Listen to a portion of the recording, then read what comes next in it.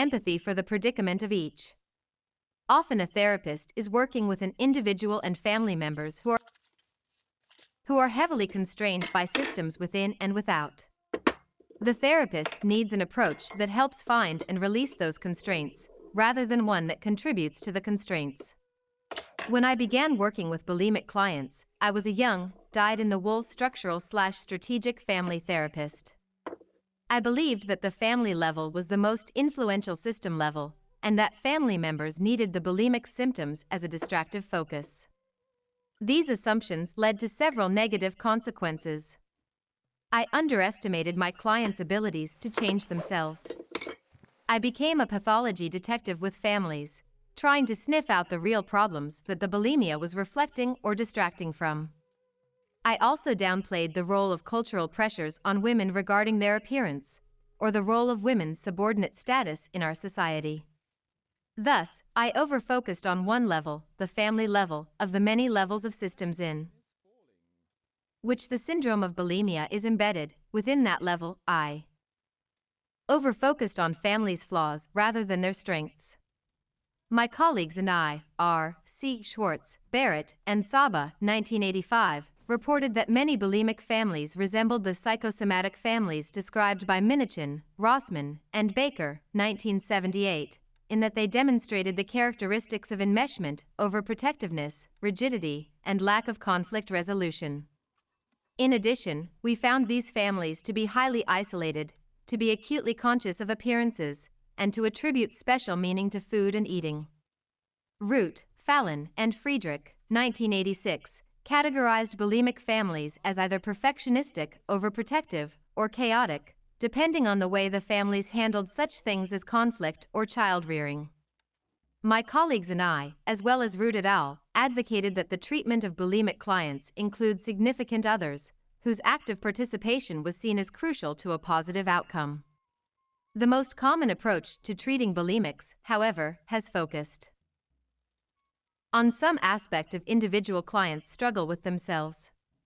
Most of the literature in this area has come from the cognitive behavioral school, which attempts to change both the behaviors and irrational cognitions that surround binge-purge episodes, whether in group or in individual therapy. See, example, Fairburn, Marcus, and Wilson, 1993.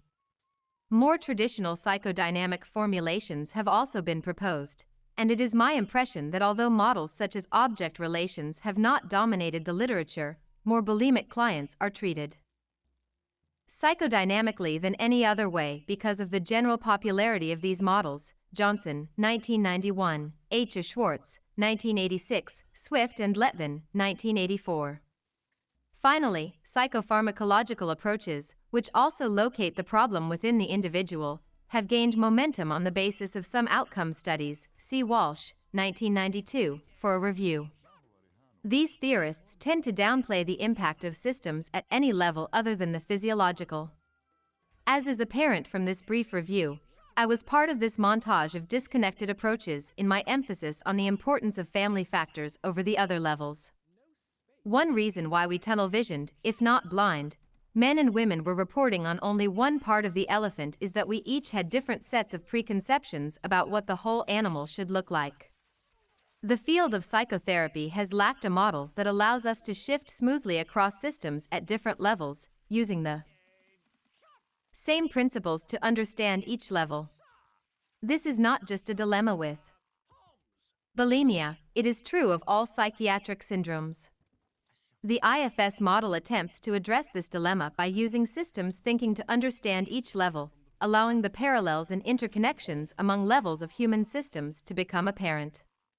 Let me end this introduction to bulimia with a note of caution. It is a mistake to view bulimia, or any other psychiatric syndrome, as a homogeneous problem that can be treated by an algorithmic, step-by-step therapy program. Individuals who compulsively binge and purge come from a wide range of living situations, associated symptoms, and styles of relating to the world. For some, the bulimia is the central issue in their lives, while for others it is but one of many major problems. Some seem generally passive and self-conscious, while others seem prone to volcanic explosions at the slightest provocation. Some are terribly ashamed of their symptoms and go to great lengths to hide them from everyone, while others talk openly about their struggles. Many have experienced sexual abuse, but many have not. Finally, there are many individuals for whom bulimia is nothing more than a transient experiment that they have resolved without therapy. The family systems of bulimic clients are equally heterogeneous. Some clients are heavily embedded in protective or conflictual sequences within their families, such that they are perceived and perceive themselves as pivotal to their family's survival. Others have been chronically ignored or neglected by key family members and are not particularly protective of their families. In some families, other members are involved in addictive problems such as substance abuse or gambling. In still other families, the bulimic clients seem to be the only ones struggling with self-control. How is a therapist to deal with this variety? If a syndrome cannot always be viewed in one simple way, as protective of someone else in the family, as a distress signal to get needed attention, as the result of childhood sex abuse or of improper parenting at an early age, as a power struggle between the client and the parents, or as an excuse for the client who is afraid to grow up, then how can a therapist know what to do? When my colleagues and I began our treatment project in 1981, bulimia was a new and exotic syndrome for which there were no family systems explanations or maps. In our anxiety, we seized the frames and techniques developed by structural family therapists for other problems and tried them on each new bulimia case. In several instances, this approach worked well. So we leaped to the conclusion that the essential mechanism behind bulimia was the triangulation of the client with the parents.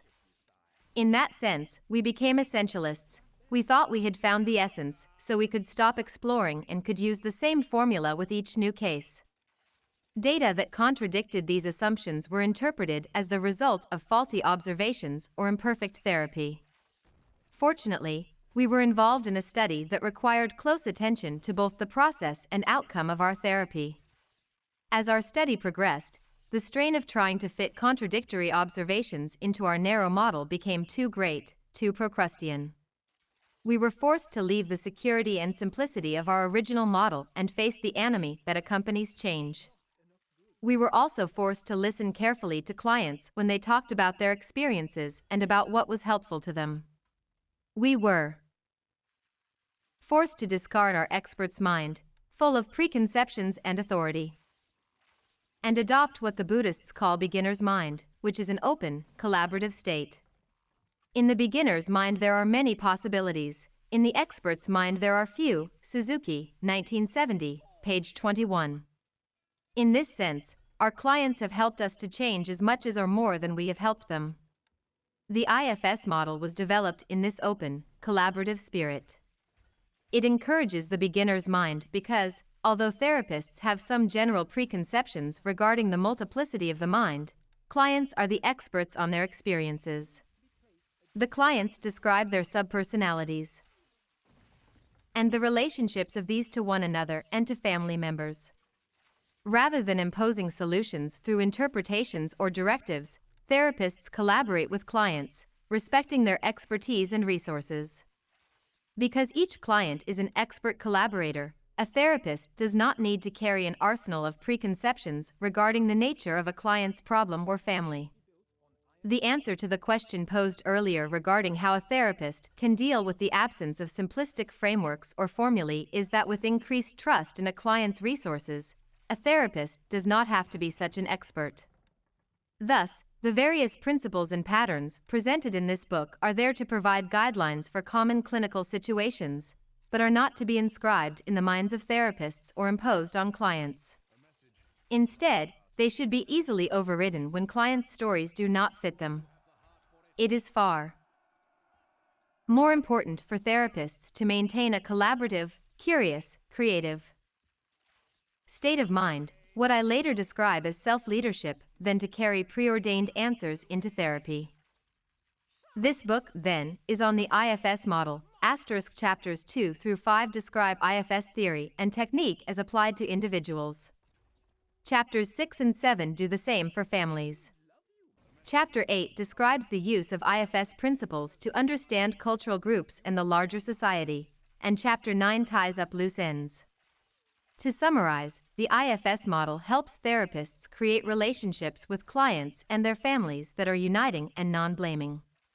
It gives clients access to constraint-releasing resources and helps clients understand themselves and other family members in a way that promotes open disclosure, empathy, and respect.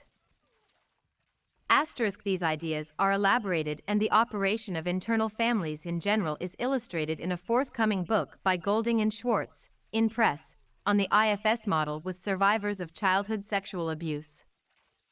Chapter 2. Viewing individuals as systems. Do I contradict myself? Very well, then I contradict myself. I am large, I contain multitudes. Walt Whitman, 1855–1959, page 68. The importance of seeing individuals as systems. The IFS model brings systems thinking to the intrapsychic realm. Why is this an important contribution? There are many reasons. Viewing parts in context. The first reason is the idea of viewing a member of a system in context. Family therapy helped clinicians understand that the extreme way some people behave is not necessarily a result of personal pathology, but often relates directly to their family contexts. Similarly, a therapist who encounters a client's subpersonalities can easily misunderstand a part's extreme, destructive presentation as the way the part is, rather than as the role it is stuck in.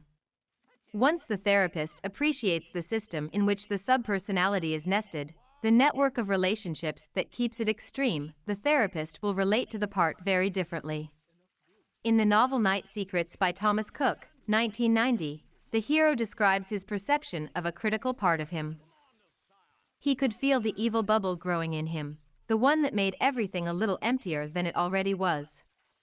It drifted toward him from out of nowhere now, as if it no longer needed to be called up by any particular thing, but simply occupied its place as a steadily darkening presence, filling him with hissing accusations about the way he'd lived his life. There were times when he suspected that everyone must have such a specter, but then he'd see a couple laughing in a restaurant or a father playing with his daughter in the park, or even some solitary old woman contentedly reading a newspaper on her bare cement stoop, and they would strike him as people who'd somehow escaped the grasp of a merciless pursuer, had closed the door and thrown the bolt just in time to leave the shadow breathless in the hall. Pages 161 to 162. This is the way many people come to view parts of themselves, as evil, sinister forces. They may see other parts as repulsively weak or needy, and still others as dirty and shameful. With such views as these, it's no wonder that people try desperately to close the door and throw the bolt, to lock these parts away, to put them into exile.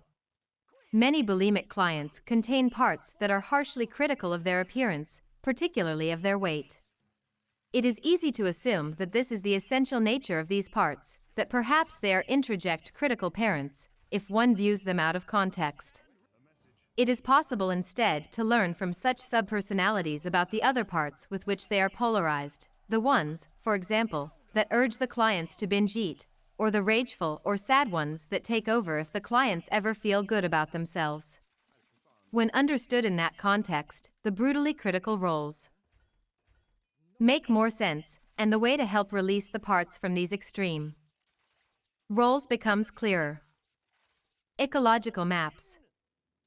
Second, just as it helps a family therapist to know how families commonly organize, it helps to have maps of internal families. If a therapist is aware of common relationships among a client's network of subpersonalities, that is, common alliances and coalitions and why they are formed, the therapist will be able to intervene planfully and sensitively. The therapist can anticipate an internal system's protective reactions and can time interventions accordingly. The therapist can also anticipate reactions from external systems, family, peers, other intimate relationships, and see how the internal and external levels affect one another. This systemic knowledge provides guidelines for restoring balance, harmony, and effective leadership to an internal family, while striving to minimize distress to it and maximize collaboration with its resources. New theory and technique. Third, just as the application of systems thinking to families led to important new ways to view people and help them change, the same has been true with internal families. Although some of the IFS assumptions and techniques are shared by other approaches, many new assumptions and techniques have emerged from this exploration. In addition, the systemic foundation allows a coherent linkage between theory and technique, so that the model maintains a high degree of internal consistency and comprehensiveness. The connection between theory and practice is very clear. Liberation and empowerment. Finally, this enterprise of overlaying systems thinking onto the multiplicity of the mind has resulted in assumptions that are liberating and empowering. People are viewed as already containing the resources they need to lead balanced and harmonious lives. The IFS model helps them find and release the constraints on those resources, at both the internal and external levels. Evolution of the IFS model, a case. Illustration. In the introduction and Chapter 1, I have described in general terms how the IFS model evolved. To give a more specific view of how the model developed, I provide a brief case illustration in this section. In later sections, I outline the basic IFS principles for understanding internal systems. By the winter of 1983, I had been working with Sally for over a year as a part of an outcome study of the impact of family therapy on clients who had bulimia. R.C. Schwartz et al., 1985. My colleagues and I had been applying our structural/strategic model to these families with success, and Sally's family had also responded well. Sally was an attractive 23-year-old who had entered therapy because her habit of binging and vomiting made her feel suicidally depressed. Although clients, primarily women, who binge and purge are far from a homogeneous group, most report a constant internal struggle over their compulsions, the outcome of which determines their self-esteem. Detriangulation was not enough. In Sally's case, our therapy had helped her give up the role of protecting her father from her mother, and both parents had adapted well to this change. As is true of many bulimic clients, Sally had been highly involved in her parents' relationship. She was her father's confidant and her mother's rival, although she felt quite responsible for and guilty about her mother's unhappiness. It had taken many emotional sessions to uncover this constraining triangle and pry it apart. Warily, Sally had moved from her parents' home into her own apartment, had found a good job, and was making close friends for the first time. We had weathered several episodes in which the increased intensity of her parents' fights and distress had, like a vacuum cleaner, sucked her back to care for them. Her parents were engaged in marital therapy, and it seemed to me that the whole family system was moving to a new level. Through all of this change, Sally's bulimic symptoms had waxed and waned. But now that she was detriangulated and functioning independently, out of the grip of family crises and loyalties, I expected her to discard this nasty binge-purge habit.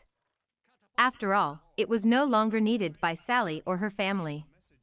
To my dismay, Sally, unaware that she was cured, continued her bulimic behavior, albeit with less frequency and intensity. She was still binging and purging enough to keep her from feeling totally healthy and to keep me, with my outcome study-oriented mentality, from feeling successful. Sally followed religiously a variety of direct and paradoxical tasks I suggested, but they worked only temporarily at best. The intimacy, protectiveness bind.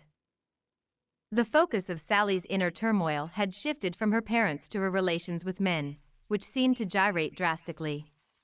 She shifted quickly from one extreme mood to another as she began dating. For example, she would be elated when she thought a prospective boyfriend liked her. As soon as he moved toward more intimacy, however, she alternated between seeing him as a dangerous oppressor and seeing herself as unlovable and repulsive. She would then passively withdraw from the relationship but feel desperately lonely and needy, believing that she had blown her only chance and that no one would ever care about her. This sense of neediness, coupled with her belief in her own repulsiveness, put Sally in a bind. She yearned for love and believed she could not get through life without a man to depend on. However, she was convinced that no one could love her repulsive real self and that men would reject her if they got close enough to see it. As a result, she repeated the same pattern of rapidly opening herself up to a man, only to retreat suddenly and confusingly at a certain point. Bulimia as lover and persecutor. These retreats would bring on waves of bulimia. Sally resorted to comestible intimacy, since she feared getting comfort from a man. Food provided a temporary solace, a sense of nurturing or treating herself, a filling of her emptiness. It was a secret indulgence that, though calming, also brought tensions of its own, for she couldn't shake the awareness of the dreaded calories mounting in her stomach. She had long since lost her revulsion toward vomiting, and her purge brought an addicting sense of purification. She had a sense that she had gotten away with something and felt a temporary sense of peace, not unlike the state following an orgasm or other biological release. Sally became increasingly obsessed with her weight, believing that her appearance was the sum total of her assets. She felt at the mercy of feedback from men or from the bathroom scale. If the news was bad, she was more compelled to binge, yet she also felt herself to be a total victim of her bulimia. She believed that if only she could shake it, she wouldn't be so afraid to get close and could finally get the love she yearned for. Sally's bind is characteristic of many addicted clients. They are in a love-hate relationship with their addiction. They depend on it for intimacy, comfort, and distraction, yet blame it for keeping them from what they want. What they often want is to feel cared for, yet they feel unlovable and so expect and fear rejection. Retreat from relationships triggers bulimia. Substance use or other addictive behavior. This behavior triggers retreat, and so on. Breaking the taboo. With my external-only family therapy orientation, I was at a loss as to how to help Sally with these binds. It seemed that I was confronting the limitations of my structural/strategic model. Out of frustration, I decided to violate the unwritten rule that governed family therapists who considered themselves systemic. I crossed into intrapsychic territory. I began discussing with Sally what she experienced just before she went on a binge and vomit spree. She described a confusing cacophony of inner voices that seemed to carry on intense conversations or arguments in her mind. When I pressed her to differentiate these voices, she found, to her and my surprise, that with relative ease she could identify several voices that regularly held heated debates with one another.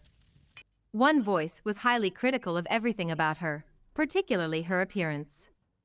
Another defended her against that critical voice and blamed her parents or bulimia for her problems.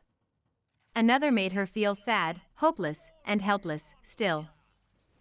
Another part took over and made her binge. I found her inner life fascinating and, as I asked the same questions of other bulimic clients, remarkably similar to others' inner lives. Most of my bulimic clients reported that their sense of themselves, their feelings, thoughts, and behavior could shift suddenly and drastically, as if they were repeatedly possessed by different extreme people. As one client lamented, I go from being a together professional to a scared, insecure child, to a rageful bitch, to an unfeeling, single-minded eating machine in the course of 10 minutes. I have no idea which of these I really am, but whichever it is, I hate being this way.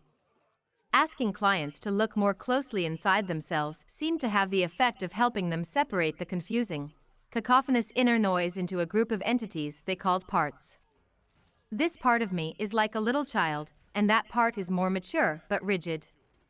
They might not like many of these parts, but somehow identifying them seemed to make them less intimidating or overwhelming. They came to see that only little parts of them felt or thought these extreme things, rather than their core selves. Asking questions.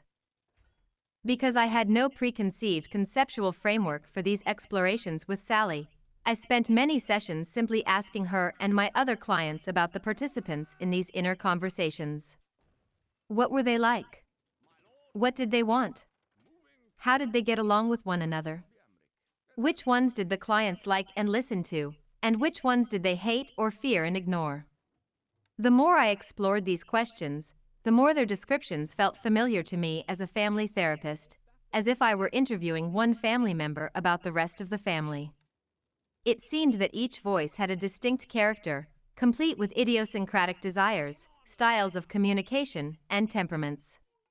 Moreover, these parts interacted much like conflicted family members, alternately protecting and distracting, allying and battling with one another. The more I learned about these internal families in Sally and my other clients, the more I became intrigued with the question of whether the principles and techniques derived from systems thinking that made working with actual families so understandable and effective could apply to these internal systems. I decided to try to extend these concepts and practices into what systems thinkers had previously considered the impenetrable black box of the mind. The many in the one. Which one of the many people who I am, the many inner voices inside of me, will dominate? Who, or how, will I be? Which part of me decides? Douglas Hofstadter, 1986, page 782. The multiplicity view implies that each of us consists of many minds. Sally's voices emanated from separate personalities, each of which had some autonomy, in that she was not controlling what they said or did. Even after my initial experiences with the voices in bulimic clients, it took me a long time to accept this view of the mind because it is so drastically different from our habitual ways of seeing ourselves, and our language continually conditions us to maintain the monolithic view. We describe clients as needy, hostile, nurturing, or over-involved, as if the essence of their personalities could be summed up in one or two words. Once one shifts to this multiplicity paradigm, one chafes at simple descriptions or diagnostic categories of what people think, feel, or are. Revealing hidden conversations. Through the day, we regularly pass from personality to personality. Because of the speed and fluidity of this process for most of us, and the fact that we have such a limited vocabulary for distinguishing among these inner entities, we do not usually attend to the ways in which this inner community conducts its business. When therapists observe client families, it is easy to become absorbed in the content and ignore the interactional process. Similarly, we may notice thoughts running through our heads without recognizing that they emerge from a range of recurrent types of conversations that we carry on with ourselves. We are capable of having any number of such dialogues going on at the same time. What is more, we can converse with ourselves in many languages, some of which take place in a private, idiosyncratic vocabulary of images or body sensations rather than a language of words. As I have tried to apply these ideas, I have been struck by how quickly and easily most people can become aware of their inner personalities if asked to focus on them. It seems that for many of us, once we get beyond our cultural bias toward viewing ourselves as consistent, unitary individuals, the multiplicity paradigm makes immediate intuitive sense.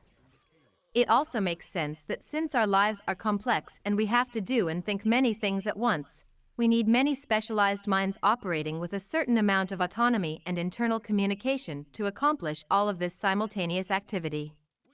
Multiplicity also provides a useful explanation for many mental phenomena, such as the spontaneous inspiration involved in creativity, in which the answers to problems come to us out of the blue in the middle of the night. Other examples include the sudden personality changes that we each experience to some degree at times in our lives, but are more pronounced in such instances as religious conversions, drug or alcohol intoxication, suddenly falling in or out of love, or MPD, in which people seem to turn into entirely different personalities. These are not simply matters of shifting sets of emotions or thought patterns. They often represent changes to utterly distinct worldviews, complete with consistent values, interests, beliefs, and feelings. With the multiplicity paradigm, it is much easier to empathize with the common complaint of bewildered family members that the person with the identified problem sometimes seems like a totally different person. Parts. The issue arises as to what to call these internal entities. Depending on the model in use, they have been called subpersonalities, subselves, internal characters, archetypes, complexes, internal objects, ego states, or voices, as noted in Chapter 1. I believe that regardless of the label used in formulating theories, the term used clinically should be the one with which clients are most comfortable. For this reason I have adopted the term part, since it is how most people describe their own internal conflicts. Part of me is afraid, but another part says go for it. Although this term is far from ideal, in that it has mechanistic connotations and does not impress those who like professional language, it is very useful clinically. There are some clients who are not comfortable with the term part. In such cases, the reader is encouraged to use whatever term the clients prefer. Out of respect for clients' preferences, I have used terms such as aspect, thought, character, feeling, place, and person. For most of my clients, however, the word part works well. The compact edition of the Oxford English Dictionary, 1971, carries an obscure definition of the word part that provides some validation for this usage: a personal quality or attribute, natural or acquired, ESP of an intellectual kind, as a constituent element of one's mind or character, p. 2084. In Much Ado About Nothing, 1598/1974, Shakespeare has Benedick ask Beatrice, "For which of my bad parts didst thou first fall in love with me?" v.2.60-61, and Ben Jonson, in 1598, refers to a gentleman of very excellent good parties. There is also an apt reference in the Bible. Our bones are dried, and our hope is lost, we are cut off from our parts, Ezekiel 37 verse 11. Thus, there are honorable precedents. I use the term parts throughout this book when referring to subpersonalities. A part is not just a temporary emotional state or habitual thought pattern. Instead, it is a discrete and autonomous mental system that has an idiosyncratic range of emotion, style of expression, set of abilities, desires, and view of the world. In other words, it is as if we each contain a society of people, each of whom is at a different age and has different interests, talents, and temperaments. In this sense, we are all multiple personalities, although few of us have MPD. From this perspective, people diagnosed as having MPD are those who have been so badly hurt that their parts have become polarized to the point of complete isolation from one another. Parts as inner people. Although I use one or two word labels to refer to individual parts throughout this book, example, the striver, the evaluator, the asserter, the caretaker, the passive pessimist, etc., it is a mistake to over-identify a part with its label. For example, just because Sally's striver said it wanted her to achieve and had taken the role of pushing her to do so, see below, this did not mean that it was essentially a striving part. Instead, I find it best to conceive of such a part as if it were a person who has been forced into a striving role. As a person, however, it has many other feelings and abilities that are not captured by the striver label and may be better suited for a very different role. The same is true for other parts. For example, a part that is angry may also feel hurt or scared, but if one sees it as the angry part, one is likely to ignore these other feelings and focus exclusively on its assertive role. If, on the other hand, it is viewed as an angry person, often a child or teenager, then one is interested in its other feelings and in helping it discover its preferred role. Once again, the analogy to a family may make this clear. In many traumatized families, children are forced into extreme roles that they neither want nor are suited for, but believe are necessary for their own and their family's survival. In alcoholic families, for example, one often finds the over-responsible child, the distractor, the angry rebel, the hero, and so forth. These children are forced into these roles by their family dynamics. Once released from the roles, they change dramatically and are able to discover what they are really like. An identical process takes place in internal families. Differences from other models. Not surprisingly, all the models of psychotherapy that subscribe to a multiplicity paradigm contain similarities to one another and to the IFS model. The IFS model differs from the others, however, in several ways. First, its focus is not just on a person's individual parts, but also on the networks of relationships among these parts. That is, it attempts to understand and work with the entire internal system. Second, it differs in its emphasis on the connections between external, example, family, cultural, systems and internal systems, and its ability to use the same concepts and techniques at both levels. Finally, it differs in its assumptions about the qualities and role of what is called the self. The self. As soon as you trust yourself, you will know how to live. Johann Wolfgang von Goethe. Is a person simply a collection of parts, or is there something more at the seat of the soul? Initially, I believed the former, because I was relying on my clients' descriptions, and all they described were the parts. For instance, I would listen to Sally tell of her relationship with each part, how she felt toward it, how much she listened to it, how much she could control it, how she thought it felt toward her, and I began to wonder who was articulating this. Who was the reporter who was seeing or hearing a part, experiencing its feelings, and describing all this to me? Was it just another part, or was there someone else in there? Boundary making.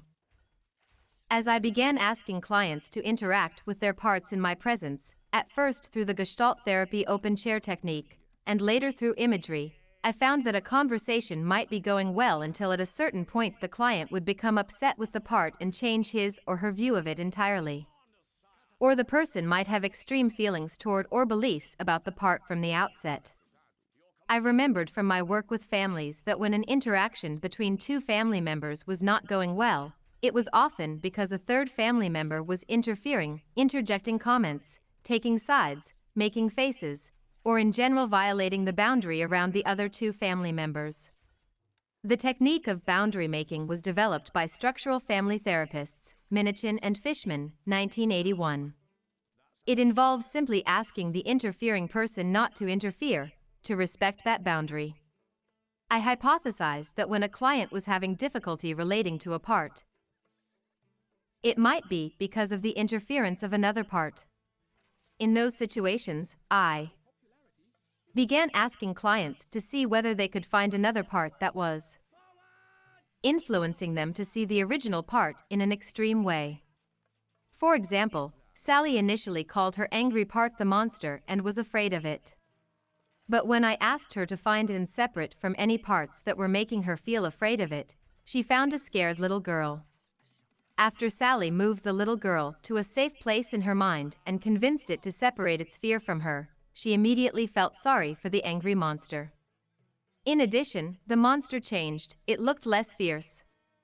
After that, the conversation with the angry part was more productive.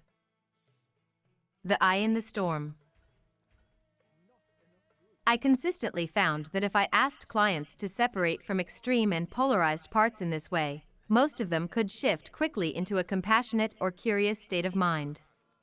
In that state, they often knew just what to do to help their parts. It seemed that at the core, everyone contained a state of mind that was well suited to leadership.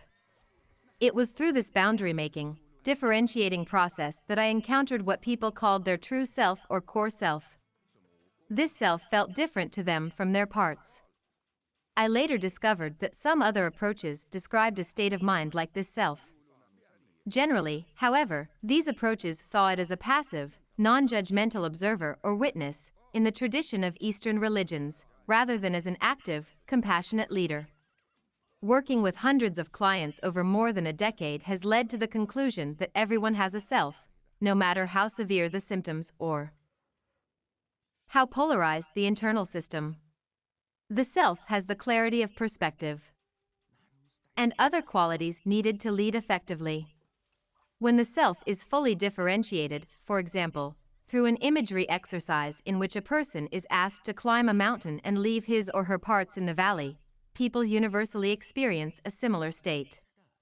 They describe feeling centered, a state of calm well-being and lightheartedness. They feel confident, free, and open-hearted. They describe being in the present, i.e., just experiencing with no thinking.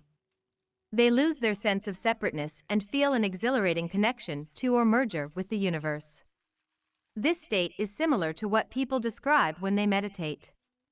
A similar experience has been reported by participants in a variety of human activities, from various sports to other creative endeavors. Psychologist Mihaly Csikszentmihalyi, 1990, has studied this state of mind, which he calls flow. Flow is characterized by a deep concentration and absence of distracting thoughts, a lack of concern for reward other than the activity itself, a sense of confidence, mastery, and well-being, a loss of the sense of time or of self-consciousness, and a feeling of transcendence. Csikszentmihalyi found that people involved in focused activities around the world describe this same state, and he has concluded that it is a universal human experience. Thus, it is not just through sitting in meditation that people can experience flow, or what is called self-leadership in this book. They can be actively engaged in their lives while in this mindset, a state the Buddhists call mindfulness. The self, then, is not only a passive witness to one's life, it can also be an active leader, both internally and externally. Particle and wave.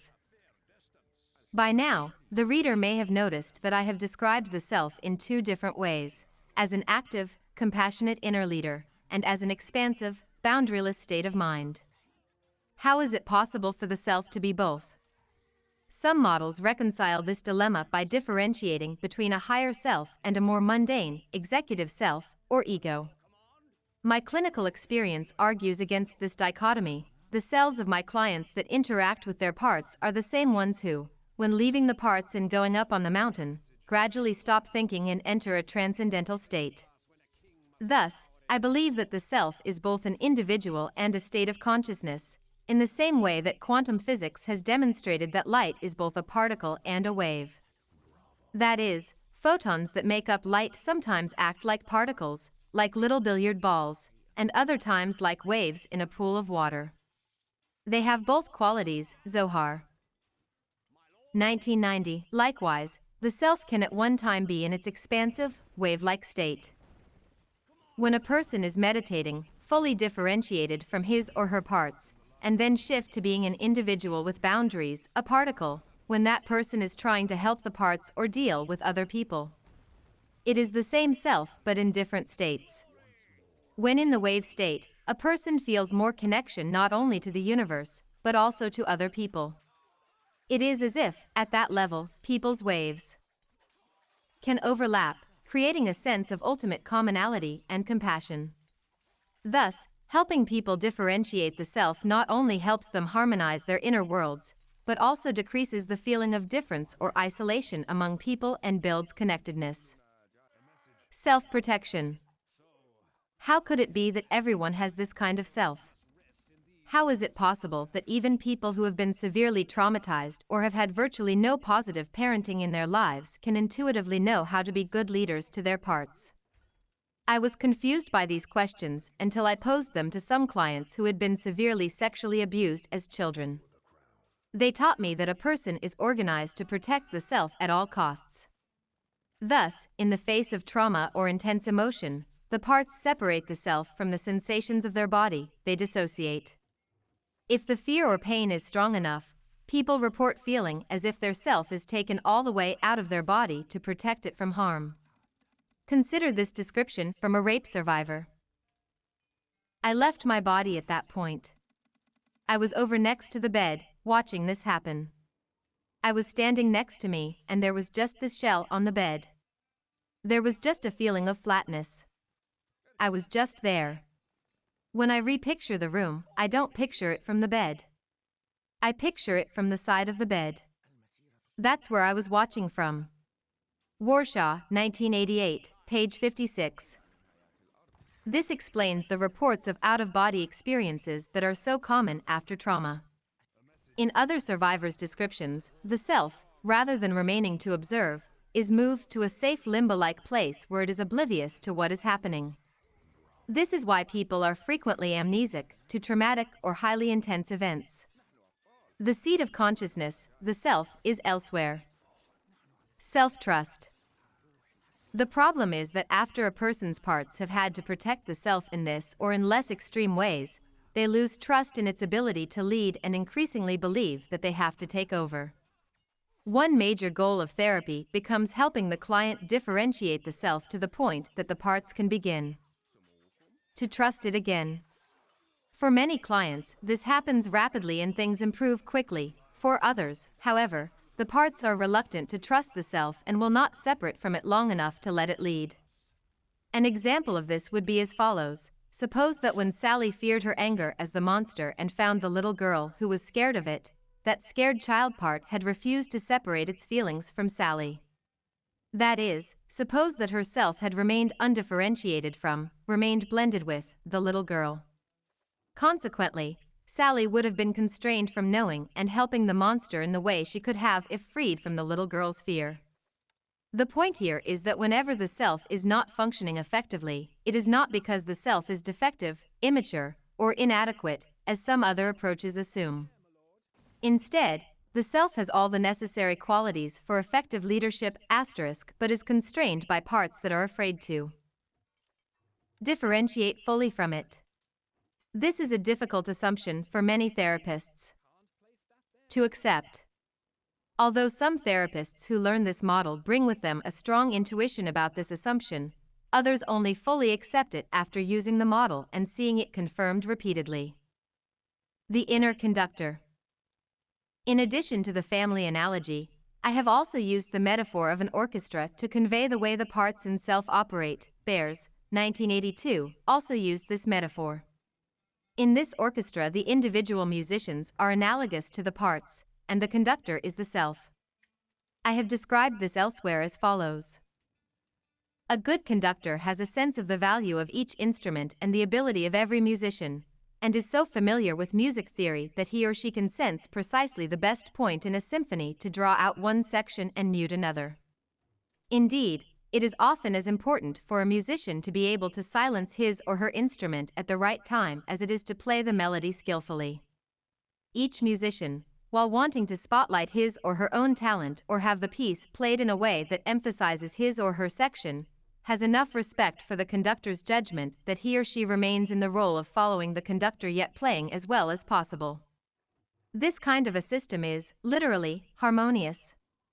If, however, the conductor favors the strings and always emphasizes them over the brass, or if the conductor cannot keep the meta-perspective of how the symphony as a whole should sound, or if he or she abdicates and stops conducting altogether, the symphony will become cacophonous. Further, if one of the musicians, lacking the abilities or perspective of a real conductor, tries to take over the conducting, the result would be more incoherence and confusion. R. C. Schwartz, 1987, page 31. Self-leadership. In sum, a major tenet of IFS is that everyone has at the core, at the seat of consciousness, a self that is different from the parts. It is the place from which a person observes, experiences, and interacts with the parts and with other people. It contains the compassion, perspective, confidence, and vision required to lead both internal and external life harmoniously and sensitively. It is not just a passive observing state, but can be an actor in both inner and outer dramas. Because most of us have had experiences in which we learned not to trust ourselves, its resources are often obscured by the various extremes of our parts.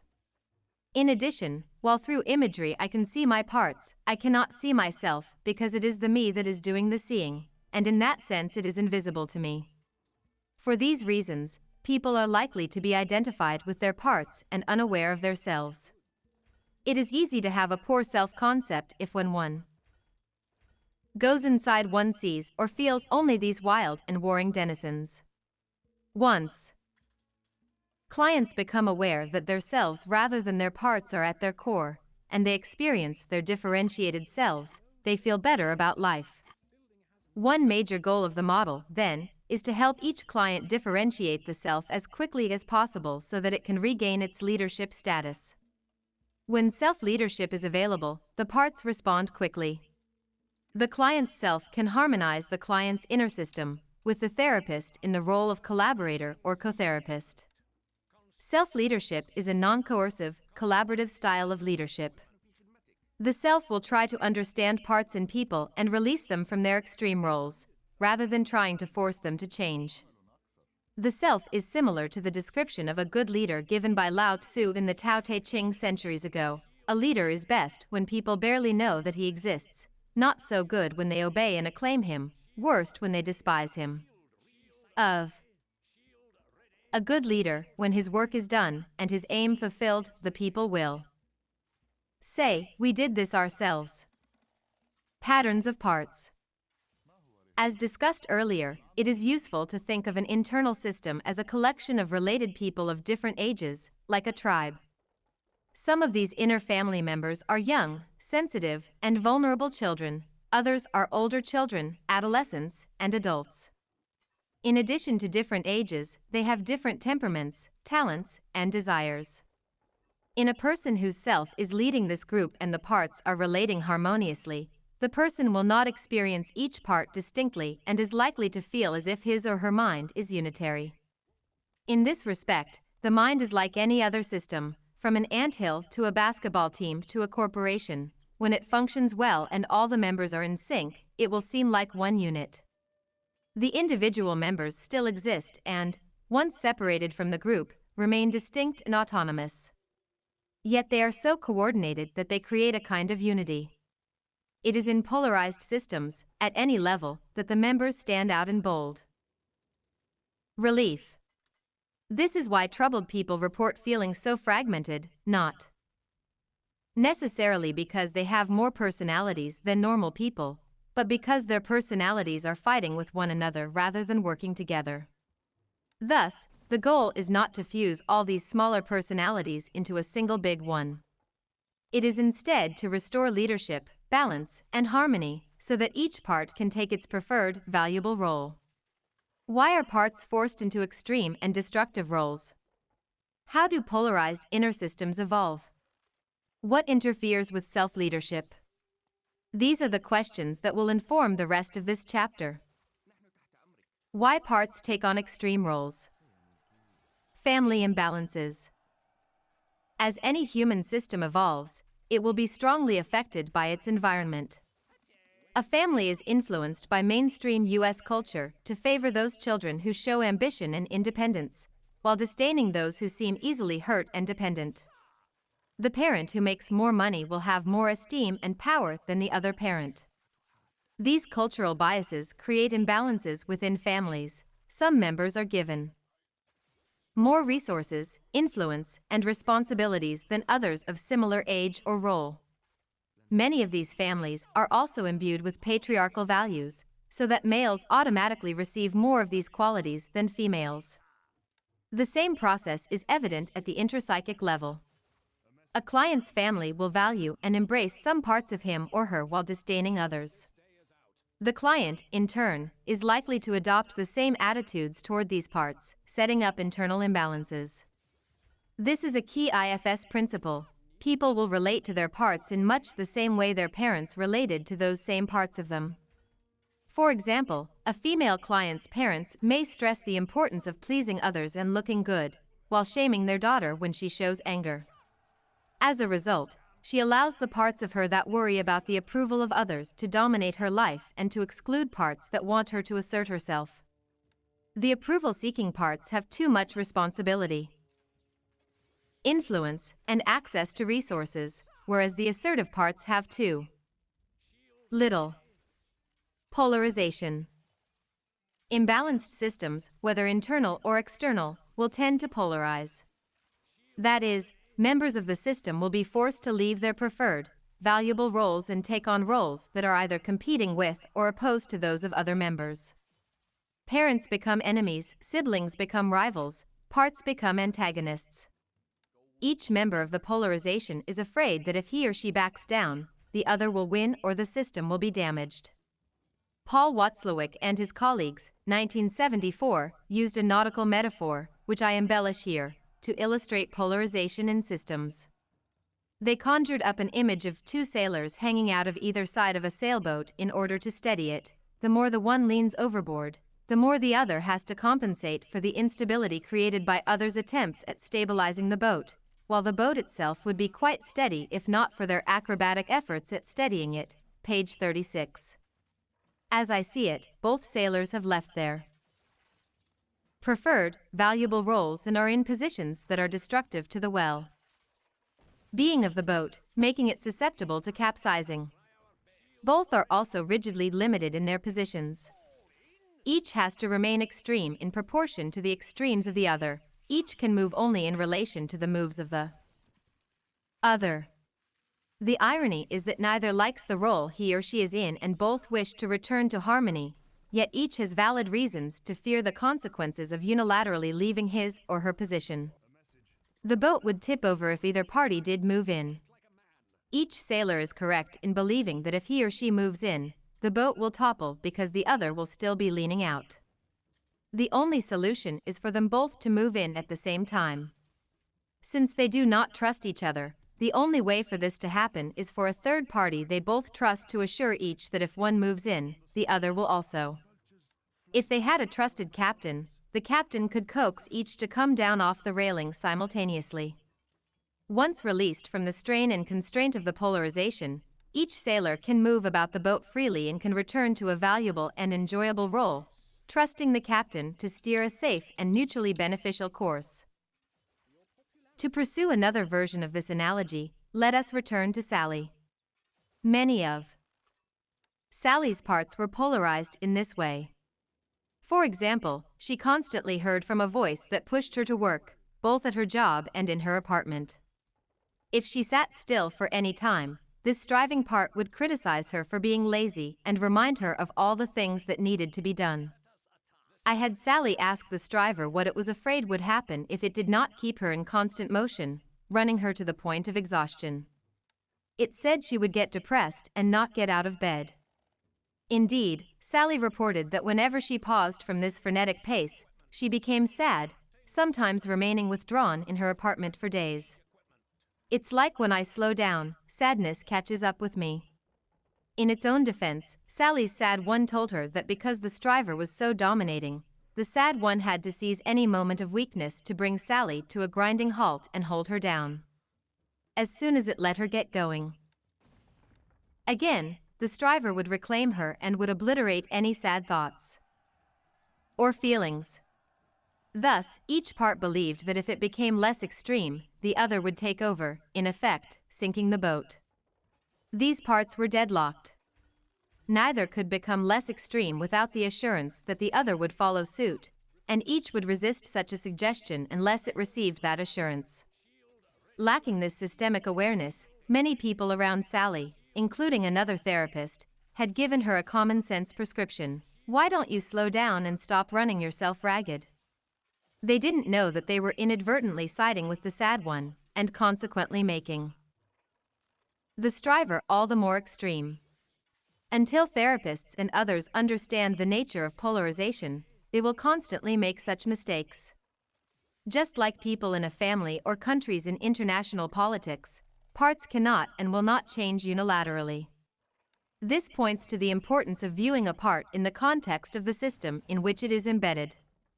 It also demonstrates how a systemic perspective allows parts to change more efficiently and with less coercion than views that do not understand internal politics. In addition, polarizations tend to be self-confirming, so that even small differences can quickly escalate. The more Sally excluded the part that held her sadness, the more it felt abandoned, hopeless, and sad. The more the striver believed the sad one should be exiled, the sadder the sad one became, and so on. This is the ubiquitous positive feedback loop or vicious circle that is so central to systems thinking.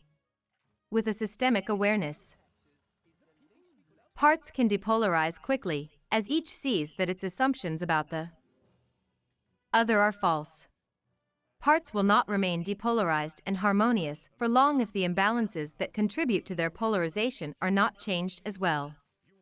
Not only did Sally's striving and sad parts need to get to know each other differently and leave their extremes behind, the striver needed to be given less responsibility, less influence, and fewer resources, and the sad one needed more. Balance and harmony are intricately linked goals of IFS therapy, and one cannot be achieved without the other. As is made clear by the boat example, however, achieving harmony and balance in the crew is not possible without effective leadership. Fortunately, everyone already has a capable boat captain in the self.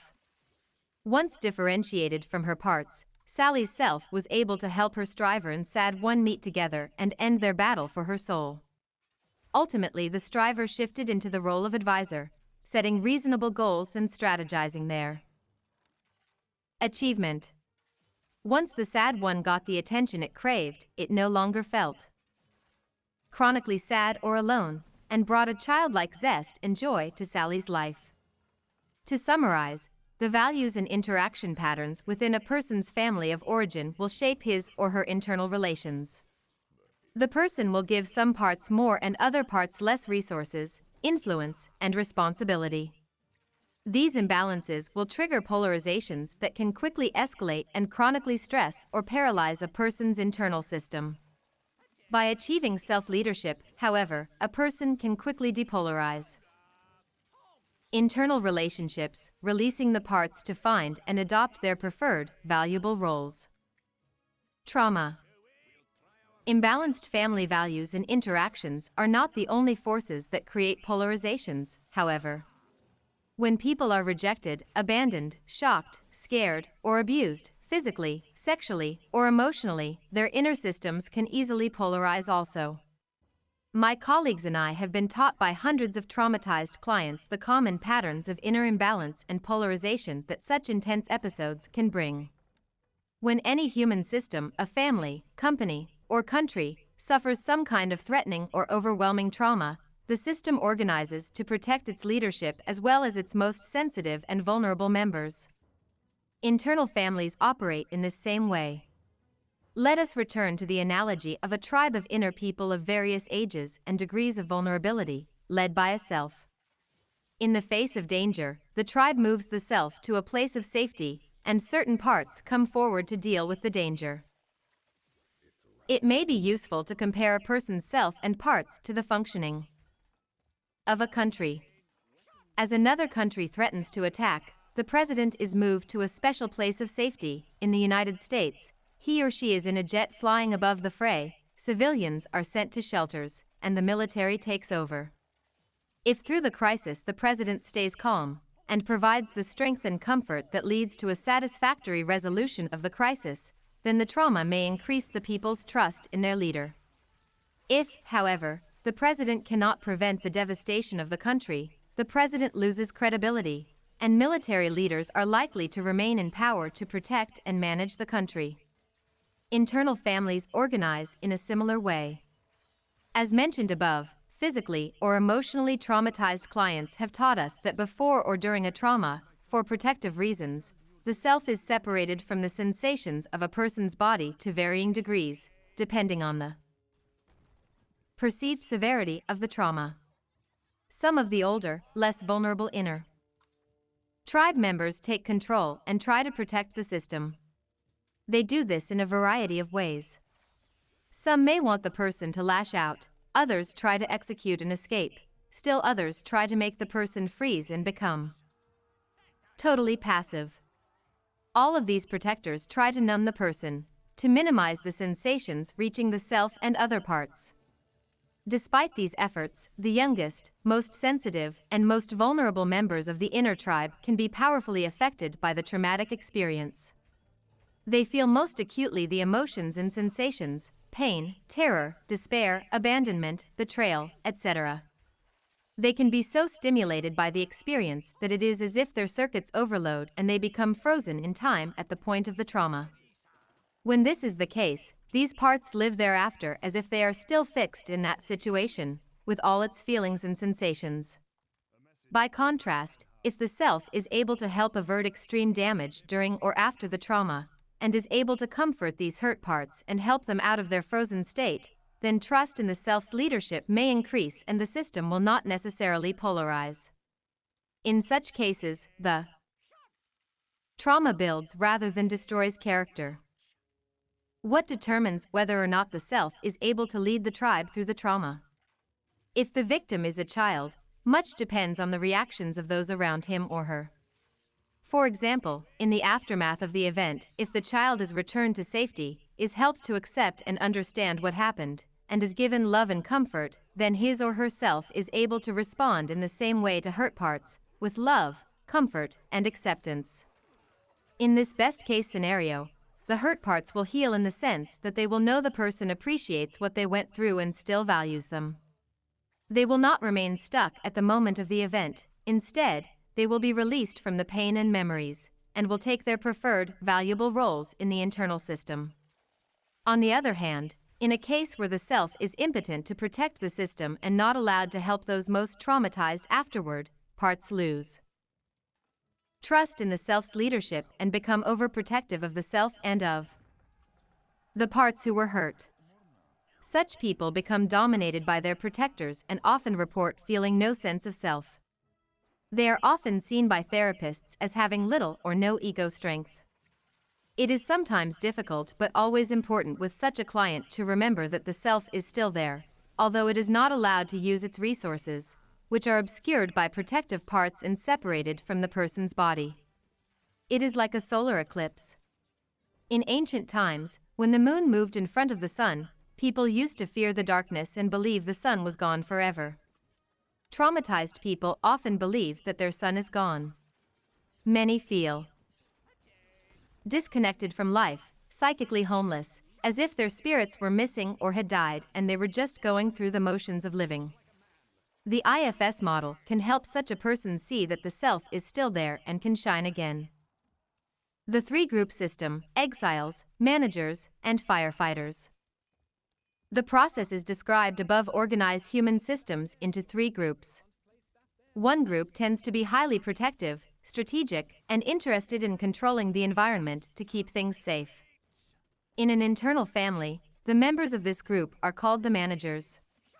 Another group contains the most sensitive members of the system. When injured or outraged, the members of this group will be imprisoned by the managers for their own and the larger system's protection. They become the exiles. A third group reacts powerfully and automatically when the exiles are upset, to try to stifle or soothe those feelings. Its members are called the firefighters. In many internal systems, polarizations exist among these three groups and also within them.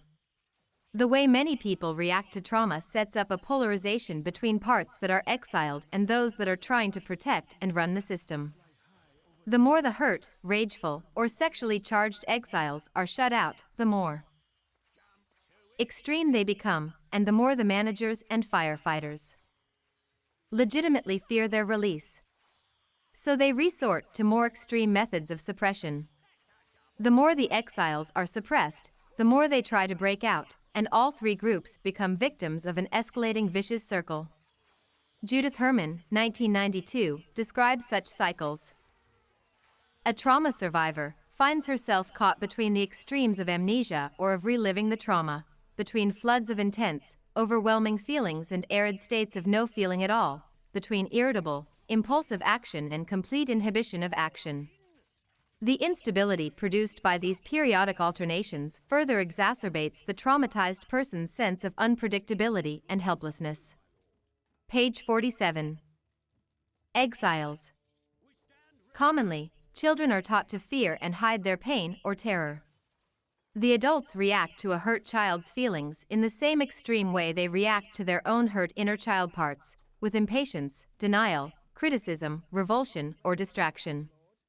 Managerial parts of the child soon learn to adopt these attitudes and constrain the self from taking care of the younger tribe members. This makes many people quite vulnerable to polarization from trauma. They become inclined to try to forget about painful events as soon as possible, which means pushing their hurting parts out of awareness. In this way, insult is added to the injury of these child parts. They are like children who are hurt and then are rejected and abandoned because they are hurt. They become the exiles, closeted away and enshrouded with burdens of unlovability, shame, or guilt. Like any oppressed group, these exiles become increasingly extreme and desperate, looking for opportunities to break out of their prison and tell their stories. In this effort, they give the person flashbacks or nightmares or sudden, fleeting tastes of pain or fear. Like abandoned children, many of the exiles desperately want to be cared for and loved.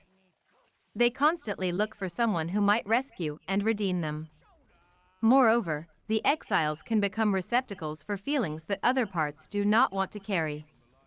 That is, the parts that have to run the person's life, the managers, transfer to these exiles their burdens of fear, pain, shame, or other emotions that interfere with managerial functioning.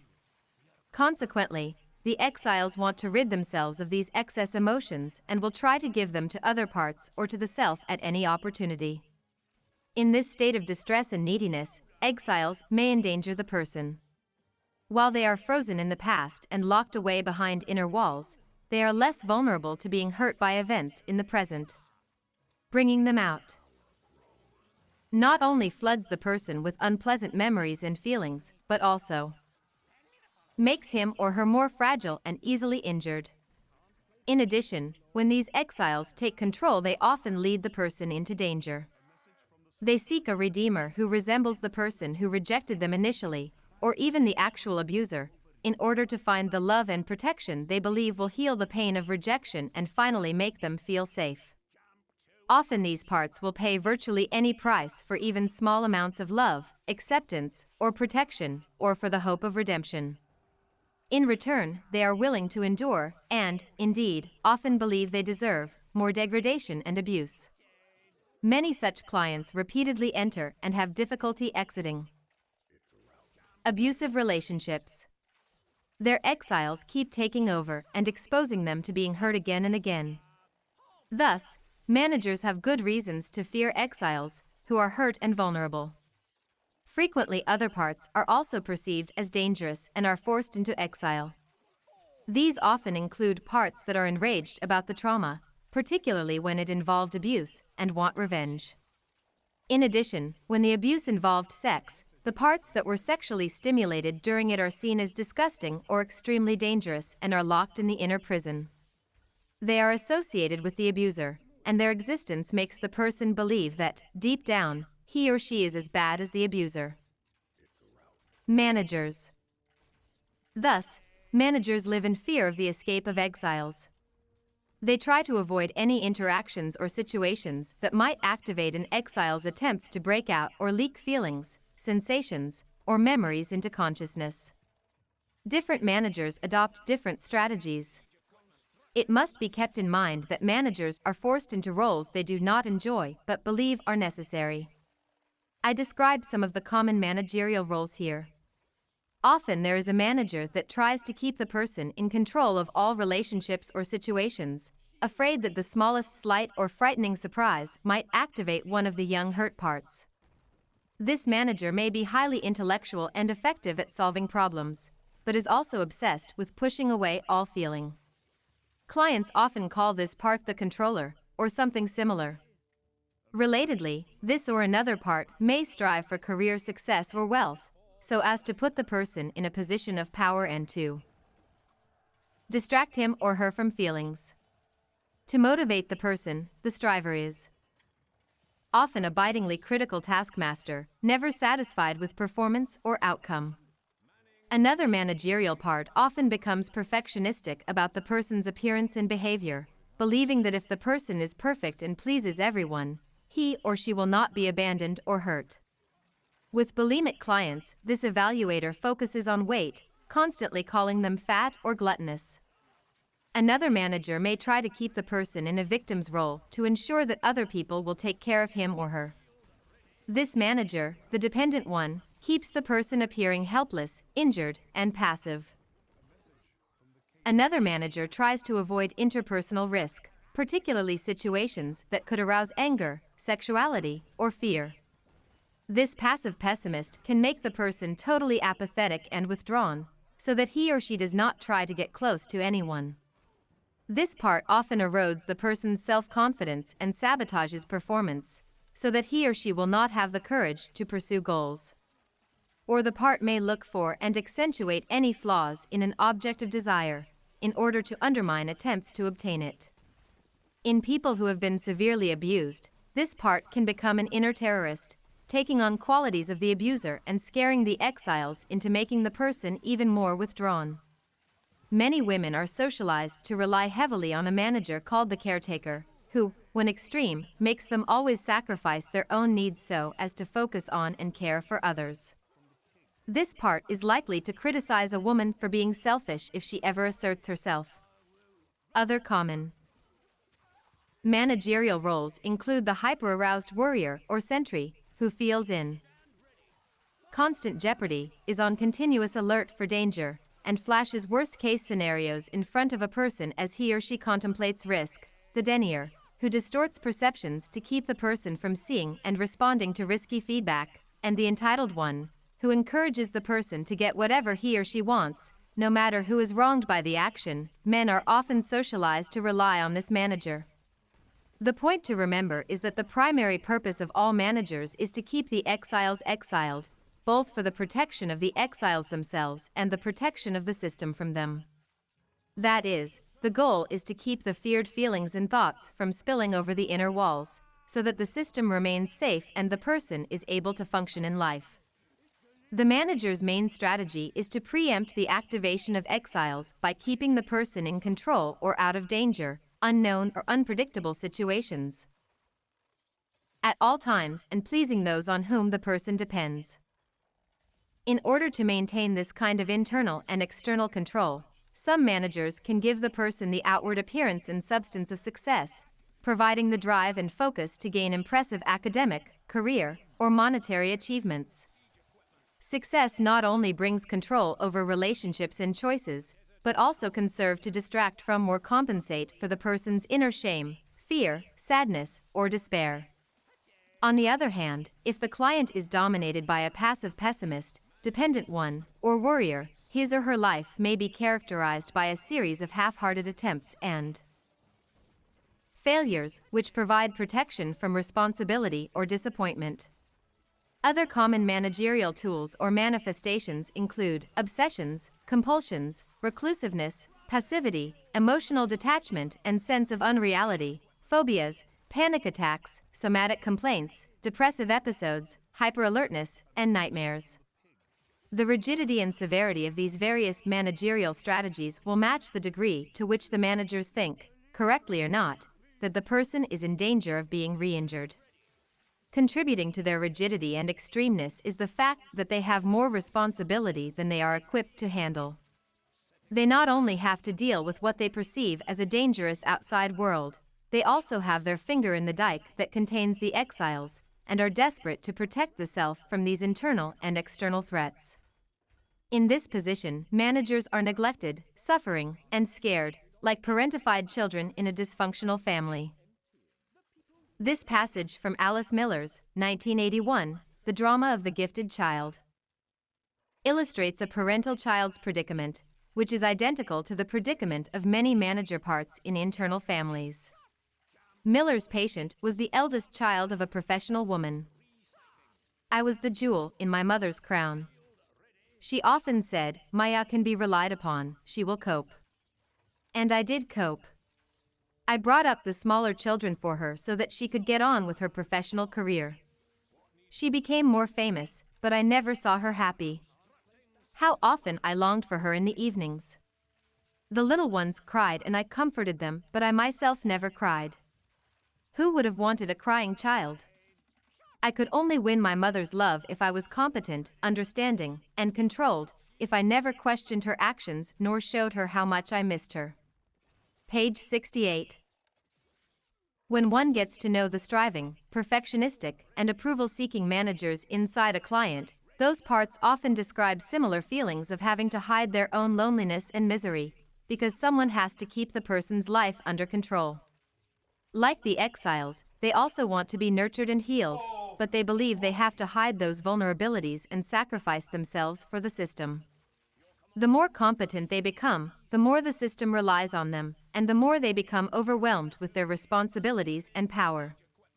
They come to believe that they alone are responsible for any success and safety the person has experienced, and increasingly lose trust in the leadership of the self. Firefighters. There will be times when, despite the best efforts of the managers, the exiles are activated and threaten to break out and take over. When this happens, another group of parts leaps into action to try to contain or extinguish the feelings, sensations, or images. I call this group the firefighters because they react automatically whenever an exiled part is activated. It is as if an alarm goes off and they frantically mobilize to put out the fire of feelings. They do whatever they believe necessary to help the person dissociate from or douse dreaded, exiled feelings, with little regard for the consequences of their methods. The techniques of firefighters often include numbing activities such as self-mutilation, binge eating, drug or alcohol abuse, excessive masturbation, or promiscuity. When activated, a firefighter will try to take control of the person so thoroughly that he or she feels nothing but an urgent compulsion to engage in a dissociative or self-soothing activity. These firefighters can make the person self-absorbed and demanding, narcissistic, driven insatiably to grab more material things for himself or herself than anyone else. Firefighter activities also sometimes include the numbing and protectiveness of rage, the exhilaration and indulgence of stealing, or the comfort of suicidal thoughts or attempts.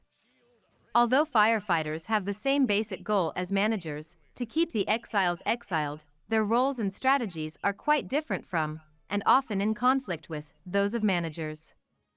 Managers strive to prevent the activation of exiles by keeping the person in control at all times and by pleasing everyone, particularly those on whom the person depends. They are often highly rational and planful, able to anticipate and preempt activating situations. Firefighters, on the other hand, usually react after the activation of exiles has occurred. They take the person out of control and displease everyone around him or her.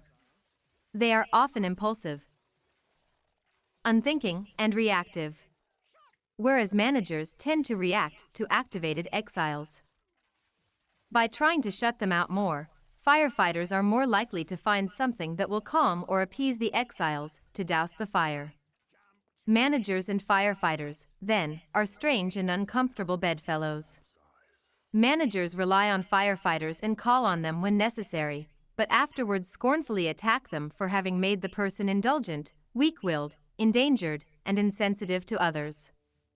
Firefighters, then, often bring a barrage of criticism from inner managers, as well as from the managers in the external people around the client. This disapproval will reactivate the exiles, which in turn triggers the firefighters again, and so on. Thus, the person is caught in another escalating vicious cycle. The more the exiles try to break through, the more the managers and firefighters desperately try to contain them, but their containment attempts themselves activate the exiles. Most people, even those who never were severely hurt, are organized internally according to these three groups: managers, firefighters, and exiles. This is because most people are socialized to exile various parts of themselves, and once that process begins, the managerial and firefighter roles become necessary. The kind of symptoms a client experiences will be related to which of these groups dominates them. For example, people with various addictions are often dominated by firefighters. Those who are chronically depressed are often dominated by managers, and those who experience bouts of intense sadness or fear may be dominated frequently by exiles. The length of treatment and the difficulty of change are related to how much trust exists within the system for a person's self and how polarized the parts are, rather than to the severity of symptoms themselves. Generally, the worse and the longer someone was hurt, the more polarized the person's system is, and the less trust exists for self-leadership. Burdens. Thus far, I have discussed how parts are forced into extreme roles because they are polarized with other parts, because they are protecting other parts, or because they are frozen in time. There is one other reason that bears discussion. Parts often take on extreme ideas, behaviors, or feelings derived from extreme events or interactions with others in a person's life, and carry these like transferred burdens that organize and constrain them. Parts are particularly susceptible to absorbing these transferred burdens when the person is young. A young child cannot survive unaided, and consequently is highly dependent on his or her parents. The child believes, often correctly, that the penalty for the parents not valuing or caring about him or her is abandonment, severe harm, or death. As a result, children are very sensitive to messages from parents regarding their evaluation of them. When those messages are consistently reassuring, this hypersensitivity abates quickly, and a child's internal system is not constrained by this issue from developing harmoniously. If, however, the family in which a child develops is imbalanced and polarized, the child is likely to receive inconsistent messages, at best, regarding worth during this period of high dependence. Worthlessness and the need for redemption. When a child is uncertain or pessimistic about his or her value, the child strives to understand and become what is perceived as pleasing to the parents. The normal need for approval becomes a craving, and children take to heart extreme messages they are given about their worth. If a child is told, verbally or non-verbally, that he or she is of little value, young parts of the child organize their beliefs around that premise. They become desperate for redemption in the eyes of the person who gave these messages. Thereafter, these parts carry the burden of worthlessness, which makes them believe that no one can love them, a belief they will maintain no matter what feedback is received from others.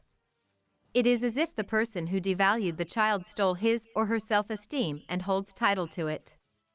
The child then believes that to survive, he or she must get it back from the person who took it away. In this way, the person on whom the child depends becomes the redeemer. And this is not always a child's parent, but can be anyone on whom he or she depends. These burdened young parts exert a powerful influence over the person's intimate relationships as they constantly seek redemption, the lifting of what feels like a curse of unlovability. They will return to the person who stole their self-esteem in this quest, or they will find someone who resembles that person. Often this results in a history of abusive or unsatisfying relationships. Other burdens. In this same scenario, other of the child's parts are likely to take on qualities of the person who stole his or her self-esteem and sense of safety. These parts are so desperate to win the approval of that person that they mimic him or her in an effort to make the child become more acceptable. These generally become managerial parts within the child. They are often inner critics or moralizers who carry the burden of perfectionism, believing that if they can make the child perfect, he or she will finally be redeemed. In similar ways, parts take on other burdens. Commonly transferred burdens include having to protect another family member, having to be a great success, and believing that one will never succeed or that the world is very dangerous.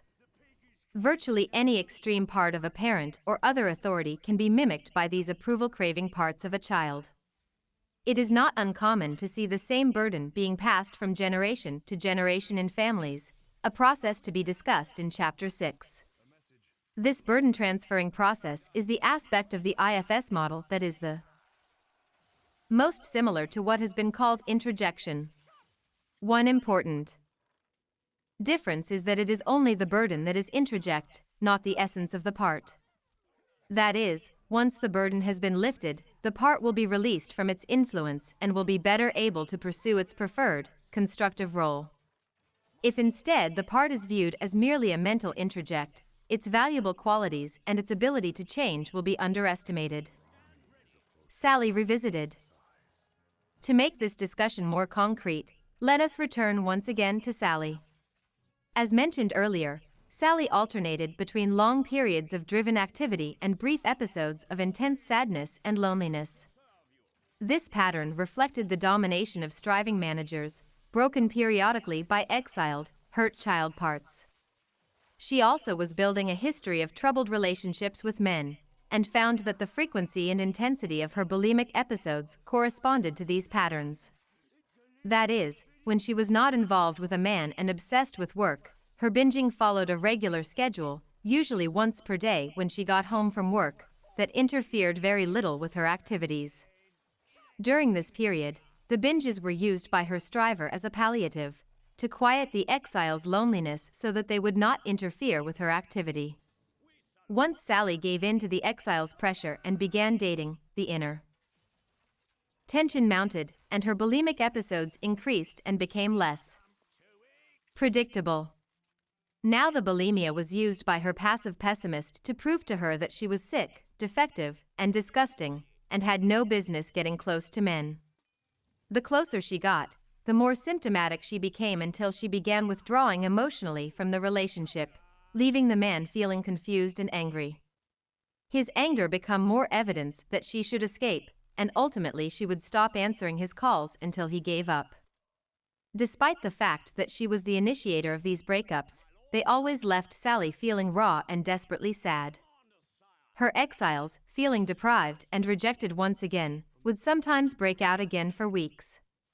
Convinced by her pessimist that they would never get the love they craved, her exiles kept her at home except to go to the grocery store, but held her in intense misery and emptiness. These were times when she binged and purged wildly, violently, as her firefighters scrambled to douse the roaring blaze of emotion that had spread out of control. Eventually, the fires burned themselves out and her managers regained control, helped her find a new job, since she lost several as a result of these withdrawals, and refocused her on work, until she met another man and the sequence would repeat itself.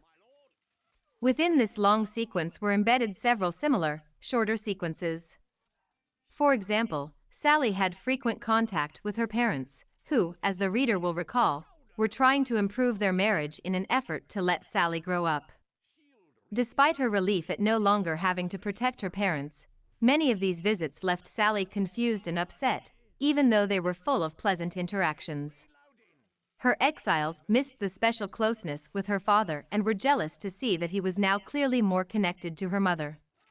No matter how hard Sally berated herself for having what she considered disgusting and irrational reactions, she could not shake a sense of betrayal and displacement at no longer being the apple of Daddy's eye. Sally's reaction to this craving for her father's approval illustrates how managers also polarize with one another regarding how best to deal with the exiles. Sally's striver insisted that her father no longer cared about her, so she should move on by building a career. It also said that her parents caused her bulimia and that the healthiest thing to do was to get away from them. On the other hand, her passive pessimist, out of worry that she would fail in the world, lobbied for the opposite course. It tried to use the bulimia as proof that she could not make it on her own and had to move back home. What I hope is clear from this example is that, although firefighters were always involved in creating Sally's binges, they were triggered by other parts for a variety of reasons. The bulimia might be used to soothe and dissociate, but also to make a case for her inadequacy, in order to prevent rejection or to motivate her to leave home. For this reason, simple, single explanations of why Sally binged and purged are inadequate. Different parts used her symptoms for different purposes, and for her to discard her symptoms, she needed to release each of these and other constraints. How did Sally's system develop these polarizations? As I worked with her parts, they provided some of the answers, which also were not simple. At one level, Sally's internal family reflected the imbalances and polarizations of her external family. Her father was the embodiment of a striver, who pushed himself and those around him to excel and look perfect. He bristled when his wife or daughter complained about anything, and he strongly believed in the power of positive thinking. He wanted to believe that Sally was perpetually happy, so she tried to wear a smile around him and to keep her sadness hidden. He was also an impatient, driven man who interacted with Sally mainly in regard to her performance at school, and never seemed satisfied even though she did well. Sally's mother seemed chronically bitter and was less successful than Sally at wearing a happy mask around the father. She frequently complained about his long hours at work, both to him and to Sally. She also was very concerned about Sally's appearance, criticizing her clothes and her hairstyle. During pre-adolescence, Sally gained weight to the point of plumpness, and her mother began nagging her to eat less. Sally went on a crash diet during her junior year in high school, and after struggling down to a trim 105 pounds, she began to purge out of fear of gaining. When Sally and her mother were not fighting over her eating or other picky issues, they were constant companions.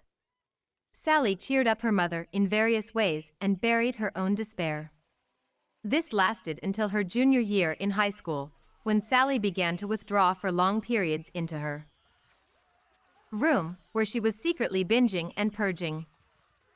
From these family influences, Sally's parts inherited the burden of her father's striving perfectionism, her mother's critical evaluation of her appearance, and the disdain that both her parents demonstrated for her assertive and sad parts. parts of her also felt responsible for each parent's happiness, and, particularly in her mother's case, always believed that she was failing in that role. These burdens set up the roles for many of the managerial parts that ran her life until her junior year, when her passive pessimist took over, along with the firefighter that made her binge to protect her from all this pressure. Thus, Sally's managers were divided between those that wanted her to please others and be successful, and those that tried to hide her behind the walls of her room and her bulimia.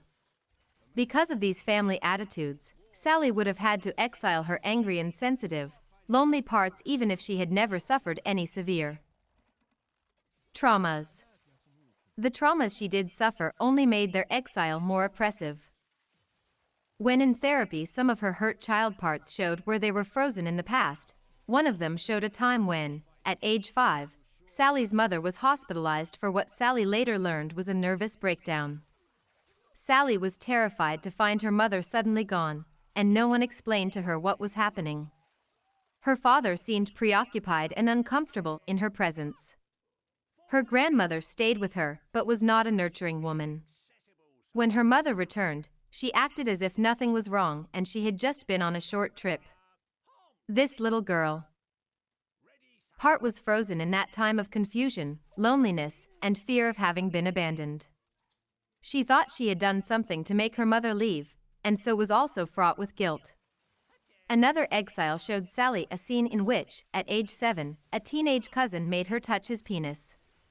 This was an event that Sally had no memory of until the exile took her back to it. This 7-year-old lived there amid all the disgust, shame, and confusion. She desperately wanted to be rescued by her parents and felt powerless and dirted. She was too ashamed and afraid to tell anyone. There were several other traumatic stuck places, each holding an exile in its grip. During each of these past episodes, Sally's managers had left the part that suffered the most in that place and time, and tried to move the rest of the system forward by forgetting about the abandoned part. As each exile was retrieved from its frozen place, in a process to be described in later chapters, her managers and firefighters were gradually able to let go of their burdens and extreme roles, and find more valuable and enjoyable roles. Sally's internal family reflected the imbalances and polarizations of her external family. It was also influenced by traumatic episodes, which left parts frozen in the past and burdened with extreme feelings and beliefs. As a result, Sally's inner and outer worlds were tension-filled. Her system's solution was either to binge, purge, and withdraw, or to work compulsively. Amid comparable environments, other people's internal families find other solutions, which run the gamut of syndromes described in diagnostic manuals. After working with a wide range of problems, one can see the same three-group system of parts involved in each. The differences in presentation are determined by differences in firefighter activity, managerial strategy, or exile craving. Summary. This chapter has presented a large number of principles. To help organize them, I outline some key assumptions of the IFS model. Multiplicity. It is the nature of the human mind to be subdivided into an indeterminate number of subpersonalities called parts. Most clients identify and work with between 5 and 15 parts through the course of therapy. These parts are conceptualized as inner people of different ages, temperaments, talents, and desires, who together form an internal family or tribe. This internal family organizes itself in the same way as other human systems and reflects the organization of the systems around it. Parts exist from birth either in potential or in actuality. That is, multiplicity is inherent in the nature of the mind, rather than being the result of the introjection of external phenomena, although parts may for various reasons take on or get stuck with images or behaviors of significant people, or the result of fragmentation through trauma of the once unitary personality, although trauma will polarize the already existing parts. All parts are valuable and want to play constructive inner roles. They are forced into extreme and destructive roles by external influences and by the self-perpetuating nature of inner polarizations and imbalances. They will gratefully find or return to preferred, valuable roles once they believe it is safe to do so. The self. In addition to this collection of parts, at the core of everyone is a self, which is the seat of consciousness. From birth, this self has all the necessary qualities of good leadership, such as compassion, perspective, curiosity, acceptance, and confidence. As a result, the self makes the best internal leader, and will engender inner balance and harmony if it is allowed by the parts to lead. A person's parts are organized to protect the self at all costs, and will remove it from danger and from leadership in the face of trauma. Parts will then blend their extreme feelings or thoughts with the self, obscuring its leadership qualities, and causing it to be separated from the sensations of the person's body. The self comes fully equipped to lead and does not have to develop through stages or be borrowed from or strengthened by the therapist. It is also not merely a passive observer or witness state. Instead, once differentiated from the parts, it becomes an active, compassionate, and collaborative leader. When the self is differentiated from the parts, i.e., has separated from their feelings and thoughts, regains their trust, and returns to the body, then self-leadership is restored. Self-leadership. All systems, families, companies, nations function best when leadership is clearly designated, respected, fair, and capable. Internal families are no different. When the self is unconstrained, it will lead in the sense of caring for and depolarizing the parts in an equitable and compassionate way, leading discussions with the parts regarding major decisions in selecting the direction of the person's life, and dealing with the external world. When self-leadership is achieved, the parts do not disappear, although their extreme roles do, as does the rigid three-group system. Instead, they remain to advise, remind, work on solutions to problems, lend talents or emotions, or otherwise help. Each has a different, valuable role and set of abilities. Generally, they cooperate rather than compete or conflict with each other, and when conflicts arise, the self mediates. When this is the case, the person is less aware of the existence of the parts, because the system operates harmoniously and, as in any harmonious system, each individual member is less noticeable. That is, the person will feel more unified, with a sense of continuity and integration. This is not to suggest that the goal is to never have a part take over leadership temporarily. In many situations, certain parts have abilities that make them the best leaders. At other times, it is fun or thrilling to let some parts take over. The point is that when self-leadership is restored, parts can still take over, but not for the same protective or polarized reasons, and with the permission of the self. They will also withdraw from leadership when the self requests it. Polarization. Many past or current events can affect the leadership, balance, and harmony of a person's internal system. The most common of such influences include family of origin attitudes and interactions, and traumatic experiences. When, because of these influences, parts take over leadership from the self, take on burdens, become frozen in the past, or are otherwise forced into extreme roles, the internal relations shift from harmony and polarize. As one part shifts to an extreme role and unbalances the distribution of resources, influence, and responsibilities, another will take an opposing or competing role. Because they tend to be self-confirming, these polarizations are likely to escalate in the absence of effective leadership.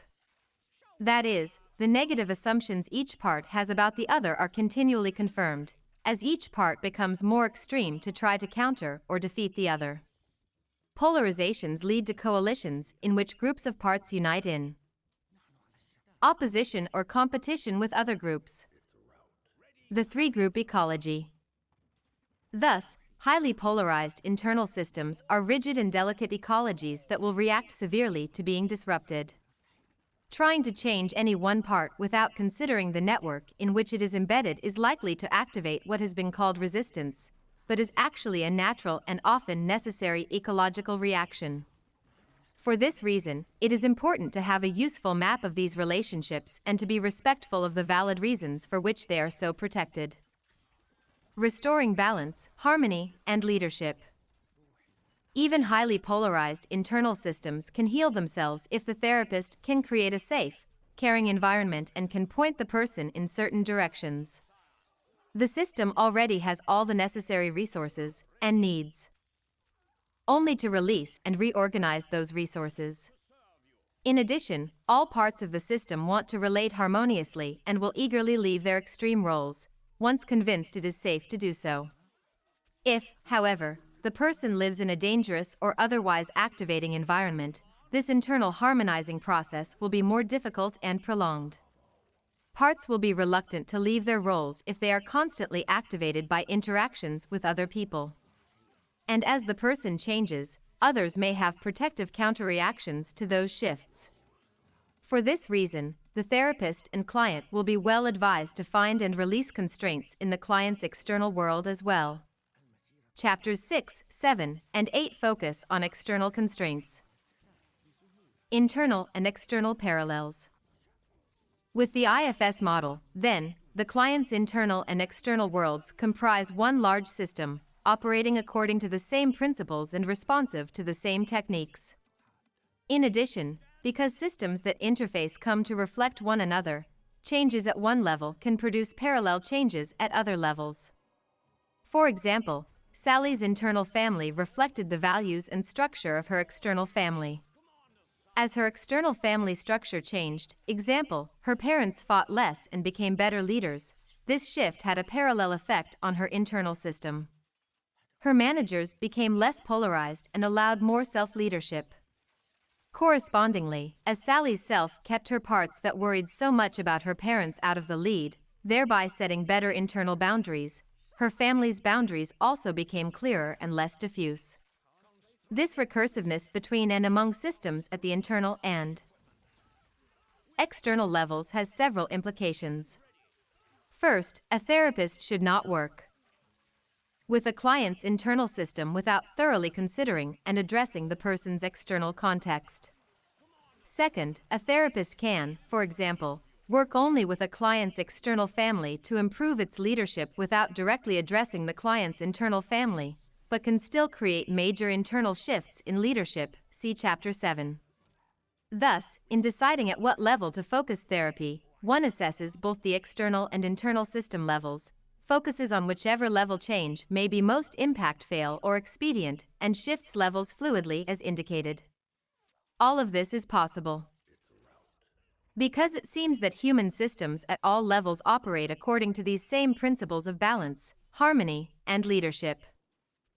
Asterisk, there are, of course, exceptions to this fully equipped assumption. Severe genetic defects or brain injuries can render a person's physiology unable to house this system. Yet the IFS model has been applied effectively to many clients with moderate to severe developmental disabilities. Although they never reach the pinnacle of human potential, they are able to find their parts and relate to them differently. Chapter 3. Case example. Methods for using the IFS model with individuals are described in Chapters 4 and 5. Those methods will be more understandable if the reader first has a general picture of how this therapy works. This chapter brings to life the concepts of IFS by presenting the course of therapy with an individual. It also offers commentary designed to spotlight common predicaments and patterns. When she came to me for therapy, Nina was an attractive 27-year-old widow. Her husband had died 2 years earlier, after 3 years of marriage, and she had been reclusive since his death. In our first session, she shamefully confessed to regular ferocious bouts of binging and vomiting. They had begun after the funeral and had increasingly dominated her life. Nina lived alone, and although she felt lonely, she was afraid to be around people until she felt less sad. She did not want to burden friends with her sorrow at the loss of her husband, also since the sorrow was ever present, she was not up to making small talk. She said she hated the fact that after 2 years, she was still so obsessed with her loss and had not moved on in her life. Increasingly, she was thinking that life would never be good again, and consequently that she should commit suicide. The bulimia accentuated her sense of desperation, shame, and hopelessness, and she felt totally at its mercy. History. Nina was estranged from her own family. Her first-generation Hungarian parents believed that their children should remain obedient and close to the family. She was 10 years younger than her next sibling, and so she witnessed the consequences to her older brother and sister of following those rules. Both of them lived at home until they married at ages 31 and 28, and then they moved into houses 1 and 3 doors away from their parents, respectively. Nina watched her sister run to her mother every time she had a fight with her husband. She watched her brother try to become the lawyer her father wanted him to be and wind up a depressed store clerk, dependent financially and emotionally on his parents. To avoid her siblings' fate, Nina resolved to live and think independently. She was the rebellious one, fighting constantly with her parents, particularly her mother, over dating and curfew. Her father was a hard-working carpenter who left most of the parenting to his wife. He related to the children as the paternal advice giver and tended to give long, moralistic lectures. He encouraged Nina to pursue her talents in science and go to college, but, of course, to the nearby commuter school, so that she could continue to live at home. Nina's mother thought that more school for her daughter was a waste of time, since Nina should, like her, take care of a family. Nina did attend the commuter college while living with her parents, and continued to fight frequently with her mother. As long as Nina could remember, her parents had battled with each other. After such fights, her mother complained to any of the children who would listen that they were the only reason she did not leave him. Nina's sister was her mother's primary confidant in these matters. Nina tried to avoid involvement in them, but sometimes found herself defending her father's actions. Early into her dating experience in college, Nina fell in love with Tom. He was 7 years older than Nina and Greek, 2 qualities that ensured disapproval from her parents. He was the first person who really seemed to care about her, however. With his encouragement, after graduating from college, Nina took a full-time job and moved into her own apartment, sneaking her belongings out one weekend while her parents were out of town. Their reaction was worse than she had dreamed it would be. Her father took it as a personal affront. If a girl left her parents' home before marriage, it meant that she could not stand them or they could not afford to keep her. He felt deserted and refused to speak to her. Her sister by this time had divorced her husband, and in contrast to Nina, but like her mother, was quite overweight. Her sister seized the opportunity to shift out of the failure position, becoming the most vocal in her outrage over what Nina was doing to her parents by moving out. Nina became the family outcast. She was aware that her mother and sister spent hours criticizing her. After a year of independent living, Nina married Tom. Tom's widowed mother became a surrogate parent to her. Nina came to depend on Tom and his mother for everything, a situation that Tom encouraged. He liked having her lean on him. 9 months into their marriage, however, Tom discovered that he had cancer. For the 2 years before his death, Nina devoted virtually all of her energy to comforting him and helping him fight for his life. She felt terrified and despondent at the prospect of life without Tom, but believed she could not let him or his mother see her that way. She was also shocked and hurt to find that her parents and siblings maintained their distance from her throughout the crisis, although she never directly asked for any help from them. After Tom's death, she resented him for encouraging her to depend on him so much and then deserting her, but felt terribly guilty and selfish for entertaining such thoughts. Context at beginning of therapy. Nina tried to fill all of her time with her job as a personal trainer in a health center and with a rigorous exercise regimen. It seemed that whenever she paused even briefly, her depression caught up with her. Her mother-in-law was still constantly mourning the loss of her son with tears and reminiscences, and Nina felt it her duty to continue to console her during her once or twice weekly visits to the older woman. The only request Nina denied was to accompany Tom's mother on visits to her son's grave. She was afraid that she could not maintain her facade of strength in that context. Thus, she was in the position of desperately trying to run away from thoughts of her loss, while constantly confronted with it by her mother-in-law. Around her mother-in-law, she pretended to be strong and stoic while feeling overwhelming despair. As I listened to Nina tell this story, I began asking about the parts of her that were activated by these relationships with her own family and with her mother-in-law. I asked about her vision of what she would like her inner and outer lives to be. I also asked about how constraining these internal and external relationships were. Nina believed that her fear of burdening her mother-in-law was the biggest external constraint, but she attributed the constraining effect of that relationship more to her own parts than to anything the mother-in-law was doing. I decided to respect her request not to involve her mother-in-law in the therapy at that point and to work with Nina individually. We agreed that we might invite others in as needed later. I felt confident in this decision, partly because it seemed that Nina's context at this time contained enough room for her to change without upsetting any highly reactive people on whom she depended. Unlike many younger or more dependent clients, Nina was not embedded in a family context that constantly activated her parts, or that would be disturbed if she were to get stronger. She was not financially dependent on anyone. She lived alone, rarely saw her family of origin, and was no longer a part of protective sequences with her parents or siblings. Although her visits to her mother-in-law often left her upset, they could be spaced to coordinate with our work. She was not involved in power struggles or any other symptom maintaining sequences with anyone, except for herself, in regard to her bulimia. Indeed, she believed that no one else knew of her secret. She felt most constrained by her internal system, so we began at that level. Over the 14 sessions I had with Nina, 10 weekly, shifting to 4 at 2-week intervals, the spotlight of therapy shifted rhythmically between her internal and external lives, depending on where we sensed more momentum or need. In the first session, I tried to get some information on her history and current situation, much of which I have described above, in order to make these collaborative decisions regarding how best to proceed. The second and third sessions were emotional for Nina, as we both became acquainted with some of her internal family members. Through a combination of IFS techniques, we were able to meet some of the key players. Over the course of the therapy, we worked with 9 of her parts, 4 of which were identified in the second session.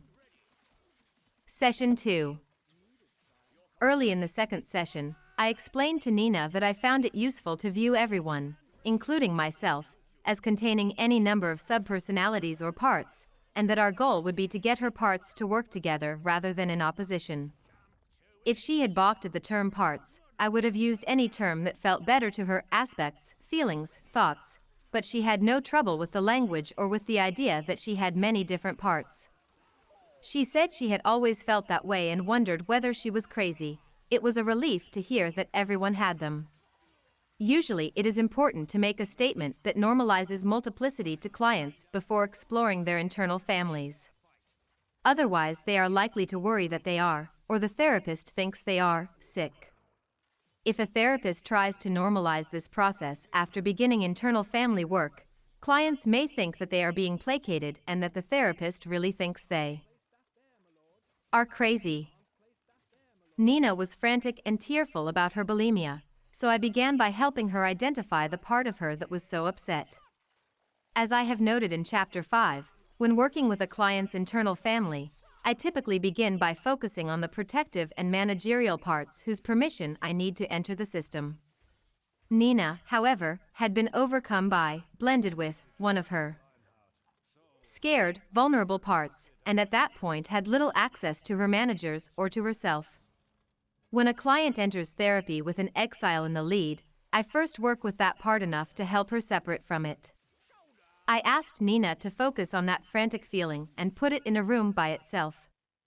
Soon after closing her eyes, Nina said that she saw a young girl, maybe 6 or 7 years old, who was crying. As she described this little girl, Nina began to calm down and said that she could feel separate from this part. Many clients will not show this kind of vulnerable, scared part in an early session. Instead, they will enter with a manager in the lead. In that state, they may just want to talk about their lives and size me up as we talk. Or they may be reluctant to talk and will give only short responses to my questions. It may be several sessions before I bring up the notion of parts and begin to negotiate with their managers directly. And then it may be many more sessions before these managers have enough trust to give me or the client's access to any exiles. Most bulimic clients, however, have sporadic episodes in which the hurt or scared parts break out of exile and take over, as they did with Nina prior to our second session. This is terribly distressing to the managers, because they fear the consequences of such vulnerability. With such a client, I work first with these exiles, getting them to separate from the client's self and helping the self calm them. When this process is successful, the client's managers are relieved that the client is out of danger, and grateful to the therapist for helping to restore order. Thus, the general rule is that when managers are in control, it is important to get their permission and confidence before working with exiles. When an exile has taken over, the therapist already has access to it, so the therapist can earn credibility with the managers by calming the part, differentiating it from the client's self, and in essence returning it temporarily to exile. It often feels cold-blooded and counterintuitive not to continue to help a hurt, scared child. But if the exiled part is assured that it will soon be retrieved, this time with the cooperation of the managers, so that it will not have to fight its way out, it can be quite patient. In addition, the consequences can be dire, example, retreat from therapy, self-punishing behaviors, if the therapist continues to work with an exile before getting permission from managers. I asked Nina to let me talk to the little girl directly by letting her voice come out of Nina's mouth, as if Nina were sitting in another chair in the office. I chose to talk directly to the part, a method called direct access. Instead of having Nina focus inside and interact with the little girl herself, a method called insight, both direct access and insight are described in chapters 4 and 5, because the little girl might have felt as though we were abandoning her if I had immediately asked her to separate from Nina, which would be necessary in order to use insight. Through direct access, I could allow her to get to know me and hear that we were going to help her. The little girl told me that she was terrified by all kinds of things, but lately she was afraid that Nina was ruining her health with the vomiting. She also feared that she would be lonely forever, because Nina would never get close to anyone again. The little girl liked to have fun, but could only do that when she felt secure. Consequently, she missed being able to play with and depend on Tom. Nina's managers kept the little girl locked up, because whenever she took over, Nina became scared, needy, and open to being hurt. Indeed, this was the state in which Nina began the second session. The little girl interpreted her exile as rejection and abandonment by Nina, which were her two worst fears. She just wanted to be loved by someone. Since Nina had rejected her, she seized any opportunity to take over so as to find someone outside of Nina. She knew that what she did to Nina when she blended with her was not good, and she felt guilty for doing it, but she was so overwhelmingly lonely and scared that she could not help it. She wished that she could disappear out of Nina so that she would not cause so much trouble. When I asked the little girl whether she would like Nina to take care of her rather than getting sad with her or scapegoating her, she said that she did not believe Nina wanted to take care of her, or could even if she wanted to. I told the little girl that I knew Nina could take care of her and that we would work to get that to happen. I promised to work with the managers to release her from exile, and asked her to wait and not try to take over until we could come and get her. The little girl seemed skeptical, but said she would try. I told her that it would probably take some time before Nina's managers developed enough trust to let Nina take care of her. I said I hoped she could be patient. Before trying to get Nina to help the little girl, I wanted to join with the parts that were likely to interfere in that process. When a client begins to try to nurture an exiled part, it is important that she experience success, otherwise, all parts involved will be disappointed and more reluctant to try again.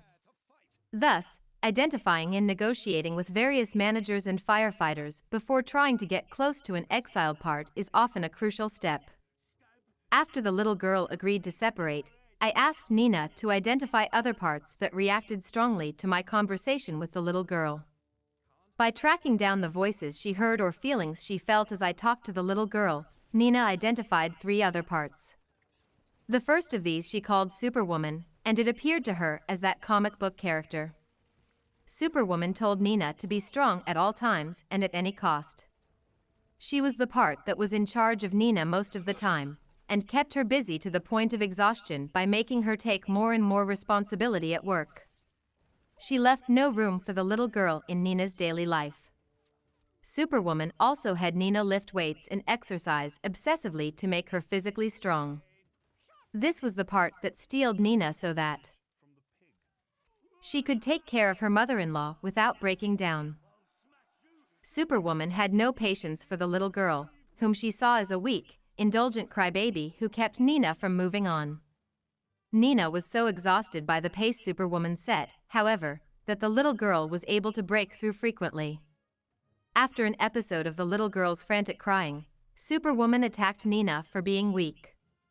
Superwoman said that she just wanted Nina to forget about the past and get on with her career, so that Nina could feel secure and competent.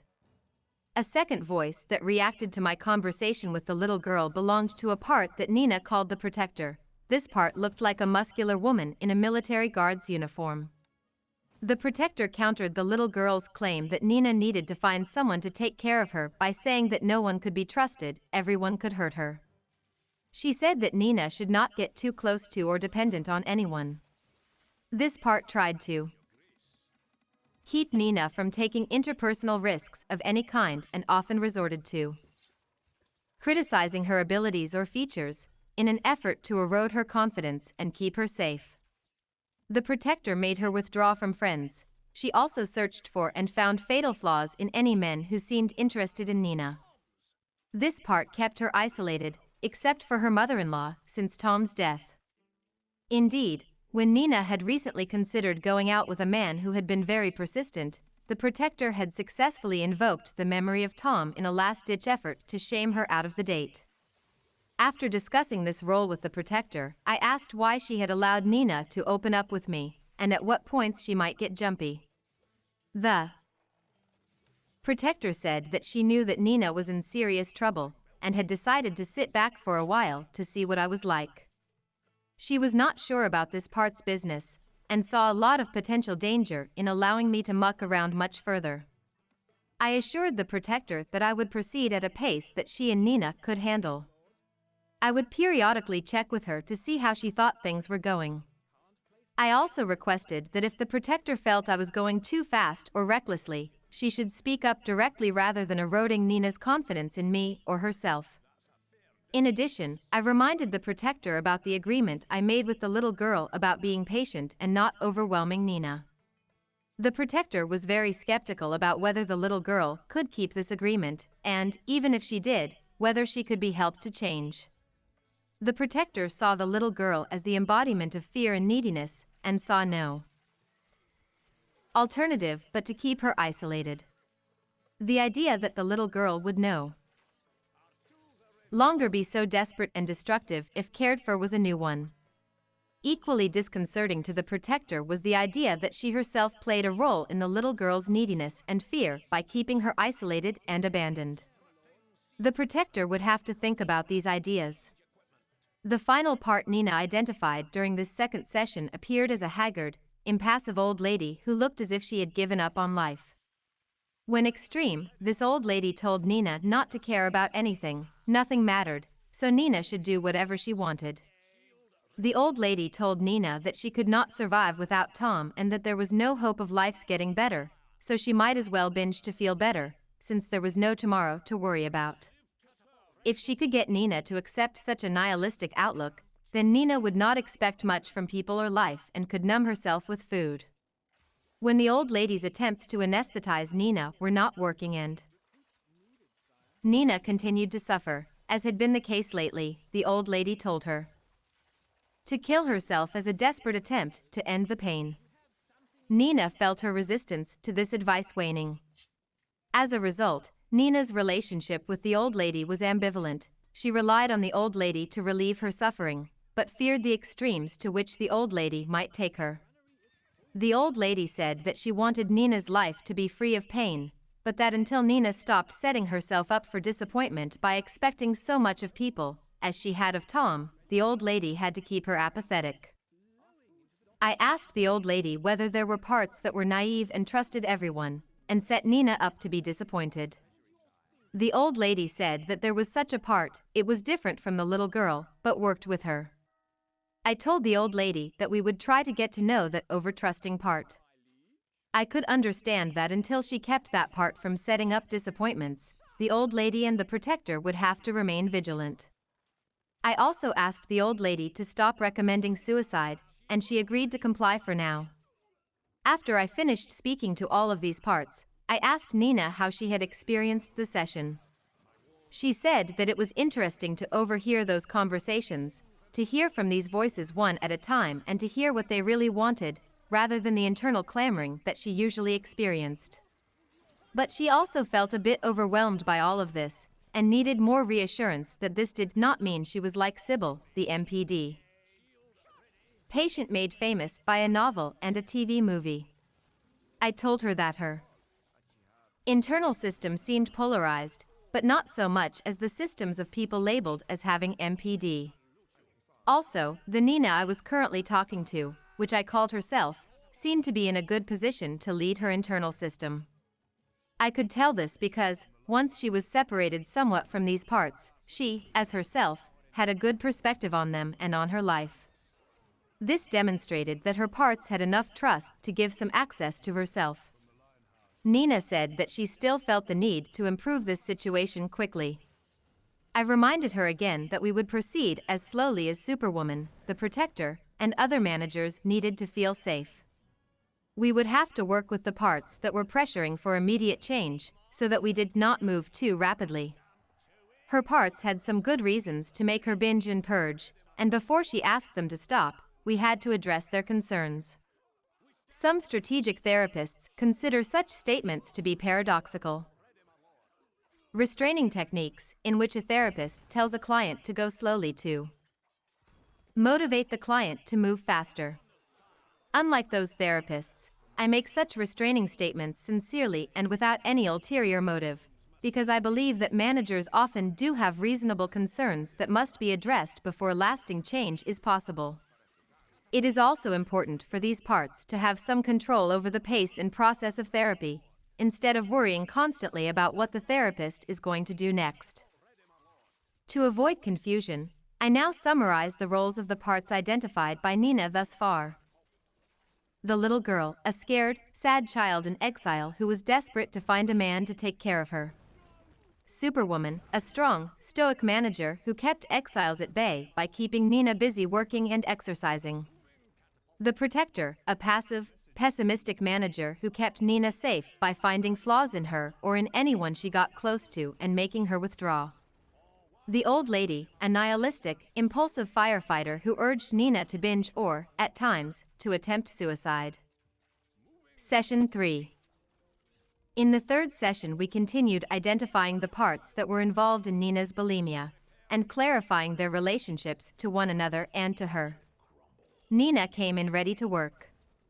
During the week she had tracked down the overly trusting part that the old lady had referred to. It was a teenage girl, a flower child from the 1960s. In the second session I had primarily used direct access. I had talked to Nina's parts while herself observed. Again, I had done this because it is often useful for a client's managers to have direct contact with me, during which they can sniff me out to see whether I seem safe.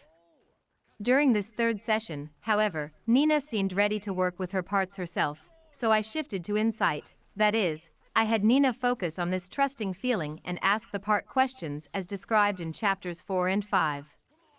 Nina spoke to this trusting flower child and found that, indeed, she was extremely naive and innocent. She told Nina that life was supposed to be beautiful and that everyone was good. During the session the flower child confessed that she was the one who idealized people, put them on pedestals, so Nina would depend on them. The flower child had done this with Tom and hoped to do this now with other men. But the old lady and the protector were preventing her from having much access to Nina. This pattern was already apparent in our relationship. At times Nina related to me as if she was deeply grateful just to be in my presence, whereas at other times she was wary and guarded. I asked Nina to discuss with the flower child whether I had become a target of this part's ideal.